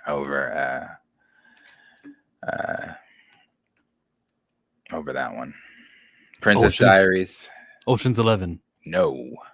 Princess Diaries? No. What? Yes, I've seen Princess Diaries. I've seen Princess Diaries with Anne Hathaway. What about when she was Devil Wears Prada? Oh, that's my shit. I can't wait for the second one. Yeah. Zoolander? No. Tropic Thunder? Yes. Yes, I've seen Tropic Thunder. I knew this would be a good deal for me to do because I'm like, wait a minute. I've got time now to actually kind of edit some videos on the weekend that I react to. So why not make reaction videos? Because there's a lot of movies I haven't seen. So yeah, you guys shoot me in my DMs on Twitter if you have a Twitter and follow me. Movies. And I'm going to write these all down or keep these all somewhere to where I can do reactions. And we're going to do like, I want to do it kind of like Cinema Blend is doing it. Like, let's vote, like more popular ones I'll do first that everybody's want me to do. And then we'll get to everything. Like if there's a series of movies I need to be watching in like an order or something I need to watch them in or whatever.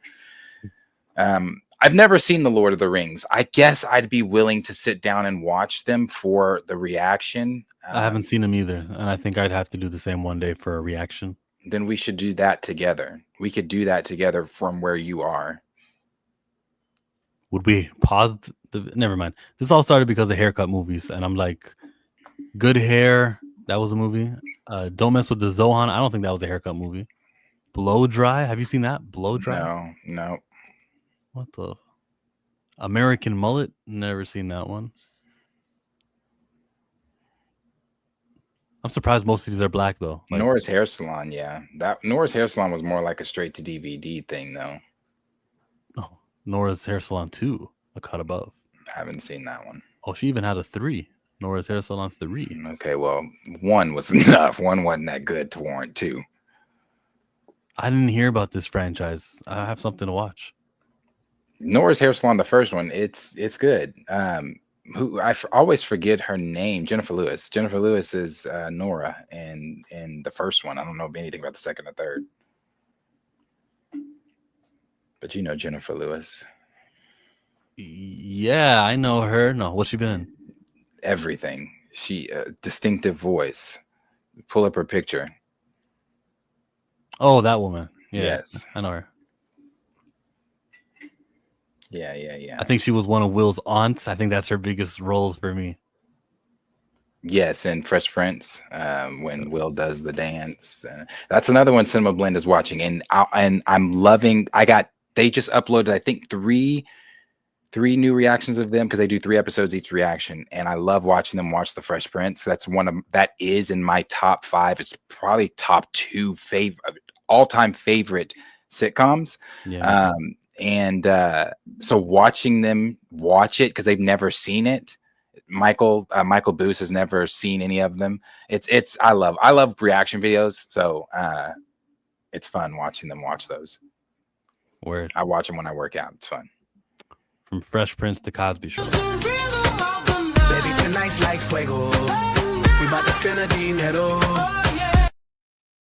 $2 super chat. Take the hat off, Darius. Sincere taking cuts. Okay. No. And Michael Nemo, I completely agree with you there. Yes, they did just watch Living Single, and Living Single, I do too, love Living Single. They are watching that one as well. But no, I'm not.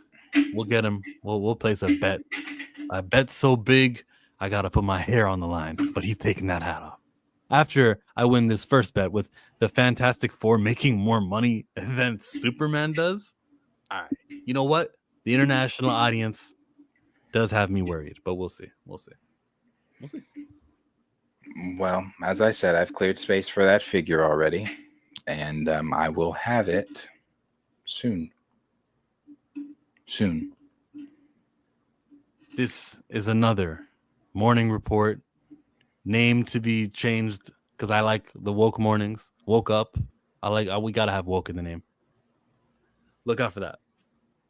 Any suggestions? Type them in. If you want to give us new intro music, new outro music, submit something, create something. Let us know if you have.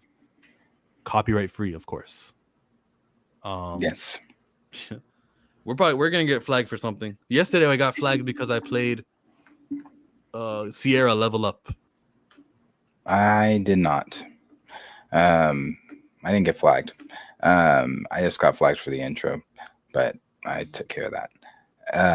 Also, tell a friend to tell a friend to tell a friend to tell a friend to come over here to the morning report Monday through Friday, 10 a.m. Central Standard Time, 11 a.m. Eastern Standard Time. We do this every day, and we have topics and fun with you guys and Stray. And honestly, it's just a hangout time. The morning report's kind of different than Pantheon. Pantheon is really more kind of bop, bop, bop. Morning report, it's more, hey, we're here. We're talk about hardball for 10 minutes. Yeah. I'm clipping that. I'm gonna see how that performs. I'll clip it up. Yeah, we're gonna talk about hardball. So, yeah, they like the name Woke It Up. Woke Up. Woke It Up. We were talking about that yesterday, changing it, because I'm not married to this name. So, and we want to be more. I mean, I said that when we talked about this at the very beginning. One of the things I first told Chill is I want to be as pro-black as we possibly can. I'm Issa Rae. I say that all the time. Woke it up with a fist right up there. Light skin fist. I'm not light skinned, brother. You're not light skinned? Not really. You don't consider yourself? I've seen so much darker skin than that. I mean, I guess I can. I'm what not. Are the categories. Is it just like it's like, okay, hold on. You don't like doing this, but I will. I'll show this in just a second. Let me get this up. I think our language needs improvement. Like melanin levels go from like 90% to 10%, but like the words we use is white people, light skin, dark skin, and there's like 5 cat. The emojis have so many different options. We might need to create words. Hold on, I'm gonna show this. I got weird skin like Darius. I wouldn't call your skin weird, but a weird skin like Darius, like 3 different shades during the year. I'm so much lighter under all of this, though. Like it's actually really crazy how light I. Well, it's actually not, because I'm about to show you why it's not. You gonna show me your family tree? Those No. people you track down on that website. You're like, wait, you're from that family. You owned member of my family. No, that's actually not how it goes. But not showing that at all. But no. The paper bag test. I Now don't mean that to say that. I'm not trying to put a class or anything into it. That's not what I was trying to go for. Sorry to sound divisive, but now that is a stream that I can talk about. I could talk about something. That's my father. So my dad is light skinned. Like my dad is Reggie Miller. Very light. His dad is very light. So like I get my color from my mama, not my dad. My mom's side of the family is my color. My dad's side of the family is your color. But I don't get that color. I wish I was my dad's color, not to be like, oh, colorist or anything like that. I love my skin. Love my skin. But I'm my dad's twin already, and we'd have been identical if I had his color. He has way more freckles than I do, though. And he was a basketball player better than I was. He went to the Air Force. He did more than I did. More accomplished, I guess. So, yeah. When people talk about another Air Force member, which would be John Stewart, Green Lantern, when they talk about him and they talk about how they cast Aaron Pierre, I'm on the team of his skin is not matching what the comic book character is. And someone will tell you, yeah, but there are no light-skinned superheroes. You're either, if you're black, you're a darker-skinned black person. And so there's not enough room. And for that reason, we can break the rule. And I just don't see it that way. I feel like, yes, fine. There needs to be created characters who are popular, whose skin is Aaron Pierre or even lighter. Yes, there's a need for that. But that doesn't mean you break the rule and you do something that is inaccurate to what the character looks like with that casting. Yeah. It would have been great if we disagreed. We would have had 10 more minutes of show. I caught what you said there at the end, but I was reading Cornelius. I don't even know what he's talking about. Say that part one more time. And we agreed. We want John Stewart to look as dark as his comic book, even though. Oh yeah, no, of course I agree on that. There is a need or there is a vacancy for dark characters in superheroes who are not as dark as John Stewart, like that medium. You know what I mean? Like yours or even lighter, like that skin tone. That's what we need. Yeah, no, I agree. I agree. Same D-Sizzle, set backwards.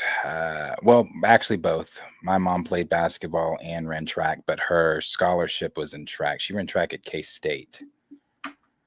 Dad didn't. Dad was Air Force. There wasn't a basketball scholarship. It was Air Force. He played basketball. Didn't your mom used to pop up in the chat? She did. She's probably watching. Oh, cool.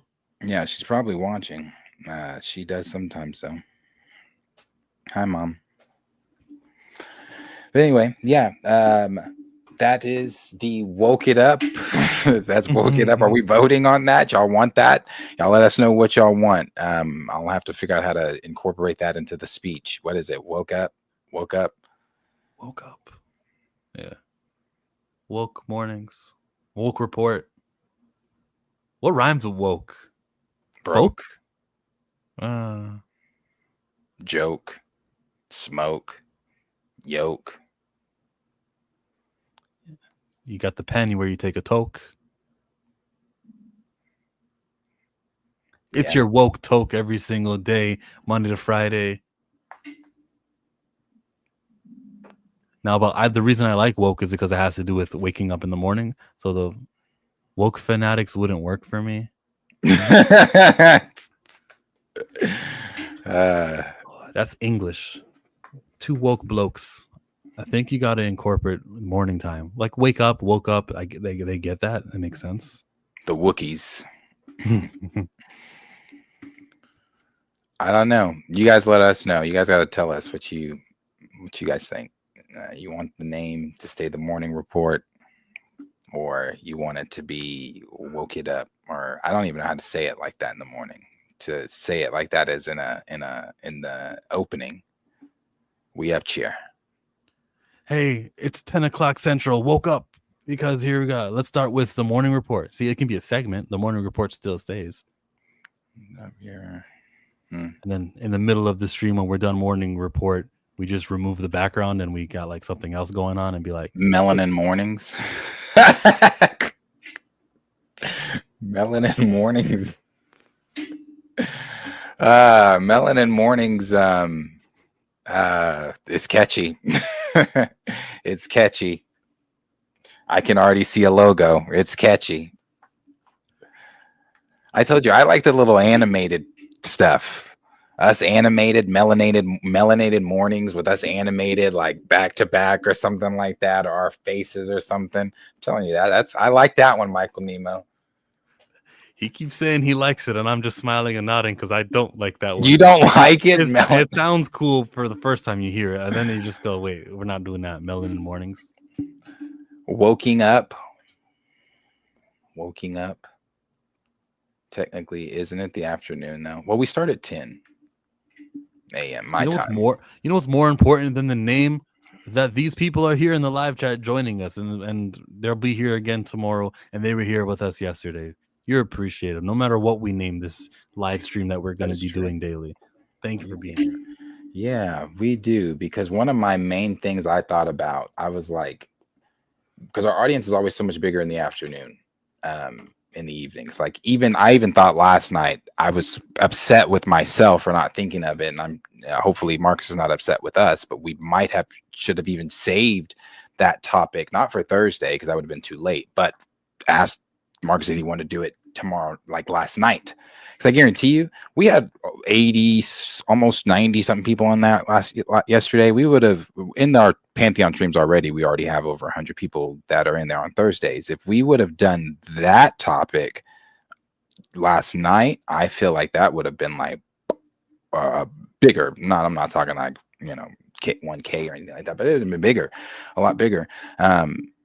So that one of my issues was I always thought like, damn, in the morning, are we going to be able to retain an audience? Are we going to be able to get people to be here? And you guys show up and show out, and I appreciate it. It's been, some people might say, oh, there's only 40 people in here.